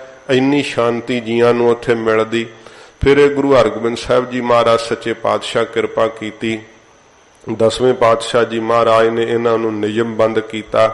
ਇਹ ਮਹਾਰਾਜ ਸਾਨੂੰ ਕੌਮੀਅਤ ਦੀ ਜਿਹੜੀ ਸੀ ਨਾ ਰੰਗਣਾ ਚੜਾਈ ਮਹਾਰਾਜ ਨੇ। ਇਹ ਨਹੀਂ ਕਿ ਅਸੀਂ ਦੂਸਰੇ ਦਾ ਸਤਿਕਾਰ ਨਹੀਂ ਕਰਦੇ, ਸਤਿਕਾਰ ਕਰਦੇ ਆ। ਸਾਰਾ ਰੰਗ ਤਾਂ ਵੇਖੋ ਸਾਰੀ ਬਨਸਪਤੀ ਹਰੀ ਹੈ ਤੇ ਕਿੰਨੇ ਫਲ ਲਾਲ ਹੁੰਦੇ ਆ। ਲਾਲ ਰੰਗ ਮਹਾਰਾਜ ਸਗੋਂ ਕਿਹਾ ਕਿ ਲਾਲ ਰੰਗ ਤਿਸ ਕੋ ਲੱਗਾ ਜਿਸਕੇ ਵਡਭਾਗਾ, ਮੈਲਾ ਕਦੇ ਨਾ ਹੋਵਈ ਨਹਿ ਲਾਗਾ ਦਾਗਾ। ਉਥੇ ਲਾਲ ਰੰਗ ਪ੍ਰੇਮ ਰੰਗ ਨੂੰ ਕਿਹਾ ਮਹਾਰਾਜ ਸੱਚੇ ਪਾਤਸ਼ਾਹ ਨੇ। ਇਸ ਕਰਕੇ ਸੂਖਸ਼ਮ ਭੇਦ ਸਾਨੂੰ ਸਮਝਣਾ ਚਾਹੀਦਾ ਹੈ ਤੇ ਅੜੀਆਂ ਕਰ ਕਰਕੇ ਹਰੀਆਂ ਪੱਗਾਂ ਬੰਨ ਕੇ, ਲਾਲ ਪੱਗਾਂ ਬੰਨ ਕੇ ਤੇ ਦਰਸਾਉਣਾ ਨਹੀਂ ਚਾਹੀਦਾ ਕਿ ਮੈਂ ਬੜਾ ਮਹਾਂਪੁਰਸ਼ ਹਾਂ। ਇਹ ਸਾਧ ਸੰਗਤ ਜੀ ਪਖੰਡੀ ਹੈ, ਦਿਖਾਵਾ ਹੀ ਹੈ, ਆਪਣੀ ਹਉਮੈ ਹੀ ਹੈ ਤੇ ਕੌਮ ਦੀ ਕੌਮੀਅਤ ਨੂੰ ਚੁਣੌਤੀ ਦੇਣ ਵਾਲੀ ਗੱਲ ਵੈ। ਤੇ ਸਗੋਂ ਜੇ ਕਿ ਇਹ ਨਾ ਕਿਤੇ ਹੋਵੇ ਕਿ ਫਿਰ ਰੰਗਾਂ 'ਚ ਫਰਕ ਵਾ ਤੇ ਕਿਤੇ ਕਹੇ ਕਿ ਮੈਂ ਕੇਸਰੀ ਰੰਗ ਦਾ ਕਸ਼ਹਿਰਾ ਸਵਾ ਕੇ ਪਾਉਣਾ ਤੇ ਕਿਤੇ ਨਿਹੰਗ ਸਿੰਘ ਦੇ ਟੇਟੇ ਚੜ ਗਿਆ ਤੇ ਸੋਧਾ ਲਾ ਦੇਗਾ ਫਿਰ, ਕਿਉਂਕਿ ਕੇਸਰੀ ਰੰਗ ਸਾਡਾ ਸਤਿਕਾਰਤ ਰੰਗ ਵੈ। ਭਾਵੇਂ ਕਿ ਕਈ ਵੇਖਦੇ ਹੈ ਨਹੀਂ, ਪਜਾਮੀਆਂ ਸਵਾਈ ਫਿਰਦੇ ਆ ਕੇਸਰੀ ਰੰਗ ਦੀਆਂ। ਇਸ ਤਰ੍ਹਾਂ ਨਹੀਂ ਇਹ ਸਾਧ ਸੰਗਤ ਜੀ ਕਰਨਾ ਚਾਹੀਦਾ। ਇਹ ਸਾਡੇ ਸ਼ਹੀਦਾਂ ਦੇ ਰੰਗ ਵੈ। ਬੜਾ ਖੂਨ ਡੋਲ ਕੇ ਇਹਨਾਂ ਰੰਗਾਂ ਦਾ ਸਤਿਕਾਰ ਕਾਇਮ ਰੱਖਿਆ ਹੈ ਖਾਲਸੇ ਨੇ। ਆਪਣੇ ਲਹੂ ਨੂੰ ਡੋਲ ਕਰਕੇ ਇਹਨੂੰ ਨਿਸ਼ਾਨਾਂ ਨੂੰ ਉੱਚਾ ਚੱਕਿਆ। ਗੁਰੂ ਘਰ ਦੇ ਨਿਸ਼ਾਨ ਜਿਹੜੇ ਝੂਲਦੇ ਆ ਇਹ ਬਹੁਤ ਜ਼ਿਆਦਾ ਸਤਿਕਾਰਤ ਰੰਗ ਹਨ। ਸਾਡਾ ਇਸ਼ਟ ਦੇਵ ਇਸ ਪ੍ਰਕਾਰ ਮਹਾਰਾਜ ਸਾਹਿਬ ਜੀ ਨੇ ਕਿਹਾ, ਕਿਉਂਕਿ ਅਸੀਂ ਨਿਸ਼ਾਨ ਨੂੰ ਮੱਥਾ ਟੇਕਦੇ ਹਾਂ, ਉੱਤੇ ਸ਼ਸਤਰ ਸਤਿਗੁਰਾਂ ਜੀ ਨੇ ਸੁਭਾਏਮਾਨ ਕੀਤੇ ਆ। ਤੇ ਇਹ ਜੇ ਦਾ ਇਤਿਹਾਸ ਕਹਾਂ ਤੇ ਜਦੋਂ ਸੂਰਬੀਰ ਯੋਧੇ ਜੰਗ ਦੇ ਮੈਦਾਨ ਵਿੱਚ ਲੜਦੇ ਤੇ ਦੁਸ਼ਮਣ ਯੋਧੇ ਵੀ ਉਹਨਾਂ ਦੇ ਹੈਦਰੀ ਨਿਸ਼ਾਨ ਹੁੰਦੇ, ਉਹ ਵੀ ਨਿਸ਼ਾਨ ਗੱਡ ਕੇ ਲੜਦੇ ਕਿ ਇਸ ਨਿਸ਼ਾਨ ਤੋਂ ਪਿੱਛੇ ਨਹੀਂ ਅਸੀਂ ਹਟਣਾ। ਤੇ ਸੂਰਮੇ ਜਿਹੜੇ ਸੀ ਨਾ ਯੋਧੇ ਸਿੰਘ, ਉਹ ਨਿਸ਼ਾਨ ਦੇ ਉੱਤੇ ਭਮਟਾਂ ਵਾਂਗੂ ਲੜਦੇ ਹੋਏ ਸ਼ਹੀਦ ਹੋ ਜਾਂਦੇ, ਪਰ ਨਿਸ਼ਾਨ ਨਾ ਛੱਡਦੇ, ਅੱਗੇ ਵੱਧ ਕੇ ਲੜਦੇ। ਇਉਂ ਸੱਚੇ ਪਾਤਸ਼ਾਹ ਜੀ ਮਹਾਰਾਜ ਸਾਨੂੰ ਅਣਖ ਤੇ ਗੈਰਤ ਦੇ ਚਿੰਨ੍ਹ ਬਖਸ਼ਿਸ਼ ਕੀਤੇ ਹੋਏ ਐ। ਤੋ ਇਸ ਕਰਕੇ ਇਹ ਨਾ ਹੋਏ ਕਿ ਹੁਣ ਕੋਈ ਕਹੇ ਕਿ ਜਿਵੇਂ ਪੱਗ ਹਰੀ ਬੰਨੀ ਆ ਤੇ ਨਿਸ਼ਾਨ ਵੀ ਉਹ ਖਹਿੜੇ ਪੈ ਜੇ ਕਿ ਹਰੇ ਰੰਗ ਦਾ ਚਲਾਓ, ਉਹਨੂੰ ਕਹ ਜਾ ਮਸੀਤੇ ਚੜਾ ਦੇ ਜਾ ਕੇ, ਜ਼ਿਆਦਾ ਹੀ ਤੈਨੂੰ ਖੁਸ਼ੀ ਆ ਤਾਂ ਉੱਥੇ ਜਾ ਕਰਕੇ ਆਪਣੀ ਖੁਸ਼ੀ ਪੂਰੀ ਕਰ ਲੈ। ਹੁਣ ਗੁਰੂ ਘਰ ਤਾਂ ਹਰੇ ਨਿਸ਼ਾਨ ਨਹੀਂ ਨਾ ਝੁਲਾਏ ਜਾ ਸਕਦੇ। ਬਥੇਰਾ ਇਉਂ ਕੌਮ ਵਿੱਚ ਦੁਬਿਧਾ ਪਾਉਣ ਦੇ ਯਤਨ ਕਰਦੇ ਆ, ਹਰੀਆਂ ਪੱਗਾਂ ਬੰਨ੍ਹ ਕੇ, ਲਾਲ ਪੱਗਾਂ ਬੰਨ੍ਹ ਕੇ। ਤੋ ਜਿਹੜਾ ਵਿਆਹ ਦੇ ਸਮੇਂ ਵੀ ਨਾ ਇਹ ਚੇਤੇ ਰੱਖਣਾ ਚਾਹੀਦਾ ਹੈ, ਨਾਭੀ ਰੰਗ ਜਿਹੜਾ ਨਾ ਸੂਹਾ ਰੰਗ ਉਹ ਵਿਆਹ ਦੇ ਸਮੇਂ ਬੰਨ ਲੈਂਦੇ ਆ, ਇਹ ਗੁਰਮਤ ਨਹੀਂ ਹੈ। ਕੇਸਰੀ ਰੰਗ ਬੰਨਣਾ ਚਾਹੀਦਾ ਵਿਆਹ ਦੇ ਸਮੇਂ। ਤੇ ਇਹ ਮਹਾਰਾਜ ਸਾਹਿਬ ਜੀ ਖੁਸ਼ੀ ਦਾ ਰੰਗ, ਮਹਾਰਾਜ ਸਾਹਿਬ ਜੀ ਸਾਨੂੰ ਖੁਸ਼ੀਆਂ ਤੇ ਖੇੜਿਆਂ ਦਾ ਪ੍ਰਤੀਕ ਬਖਸ਼ਿਸ਼ ਕੀਤਾ ਹੈ। ਤੋ ਇਹ ਰੰਗ ਸਭੇ ਨਾਰਾਇਣ ਪਰਮੇਸ਼ਰ ਦੇ ਪ੍ਰਤੀਕ ਹਨ, ਵਾਹਿਗੁਰੂ ਦੇ ਹੀ ਬਣਾਏ ਹਨ। ਮਹਾਰਾਜ ਦੇ ਘਰ ਦੇ ਅੰਦਰ ਵੀ ਵੇਖੋ ਨਿਹੰਗ ਸਿੰਘ ਨੀਲਾ ਬਾਣਾ ਪਾਉਂਦੇ ਆ, ਸੇਵਾ ਪੰਥੀ ਚਿੱਟਾ ਪਾਉਂਦੇ ਆ। ਇਉਂ ਫਿਰ ਉਦਾਸੀ ਤੇ ਨਿਰਮਲ ਮਹਾਂਪੁਰਖ ਭਗਵਾਂ ਵਸਤਰ ਪਾਉਂਦੇ ਆ। ਕਾਰ ਸੇਵਾ ਵਾਲੇ ਮਹਾਂਪੁਰਸ਼ ਵੀ ਸੇਵਾ ਪੰਥੀ ਸੰਪਰਦਾ ਚੋਂ ਆਉਂਦੇ, ਉਹ ਵੀ ਚਿੱਟਾ ਬਾਣਾ ਪਾਉਂਦੇ। ਇਸ ਤਰ੍ਹਾਂ ਸੱਚੇ ਪਾਤਸ਼ਾਹ ਜੀ ਕਹਿੰਦੇ ਭਾਈ ਇਹ ਰੰਗ ਤਾਂ ਸਾਰੇ ਪਰਮੇਸ਼ਰ ਦੇ ਹੀ ਹੈ, ਕੋਈ ਕਿਸੇ ਪ੍ਰਕਾਰ ਭੇਦ ਫਰਕ ਨਹੀਂ ਸਮਝਣਾ ਚਾਹੀਦਾ। ਜੇ ਤੇ ਮਨ ਭਾਵਨ, ਪਰ ਮਹਾਰਾਜ ਕਹਿੰਦੇ ਜਿਨ੍ਹਾਂ ਦੀ ਸ਼ਰਧਾ ਮੇਰੇ ਵਾਹਿਗੁਰੂ ਨੂੰ ਭਾ ਜਾਂਦੀ ਹੈ ਨਾ, ਮਨ ਦੀ ਅਵਸਥਾ, ਉਹ ਵਾਹਿਗੁਰੂ ਦੇ ਦਰ ਪ੍ਰਵਾਨ ਚੜ ਜਾਂਦੇ ਹੈ। ਚਾਹੇ ਫਿਰ ਨਿਰਮਲ ਹੈ, ਚਾਹੇ ਉਦਾਸੀ ਹੈ, ਚਾਹੇ ਨਿਹੰਗ ਸਿੰਘ ਹੈ, ਚਾਹੇ ਸੇਵਾ ਪੰਥੀ ਹੈ, ਉਹ ਸਭ ਮਹਾਰਾਜ ਨੂੰ ਪ੍ਰਵਾਨ ਚੜ ਜਾਂਦੇ ਹੈ। ਜਿਨ੍ਹਾਂ ਨੇ ਮਹਾਰਾਜ ਕਹਿੰਦੇ ਭਾਈ ਮਨ ਦੇ ਅੰਦਰ ਭਾਵਨਾ ਕੀਤੀ ਹੈ, ਸ਼ਰਧਾ ਕੀਤੀ ਹੈ। ਸੋ ਸੱਚੇ ਪਾਤਸ਼ਾਹ ਜੀ ਮਹਾਰਾਜ ਇਉਂ ਕਹਿੰਦੇ ਆ ਕਿ ਗੱਲ ਤਾਂ ਮਨ ਦੀ ਭਾਵਨਾ ਦੀ ਹੈ।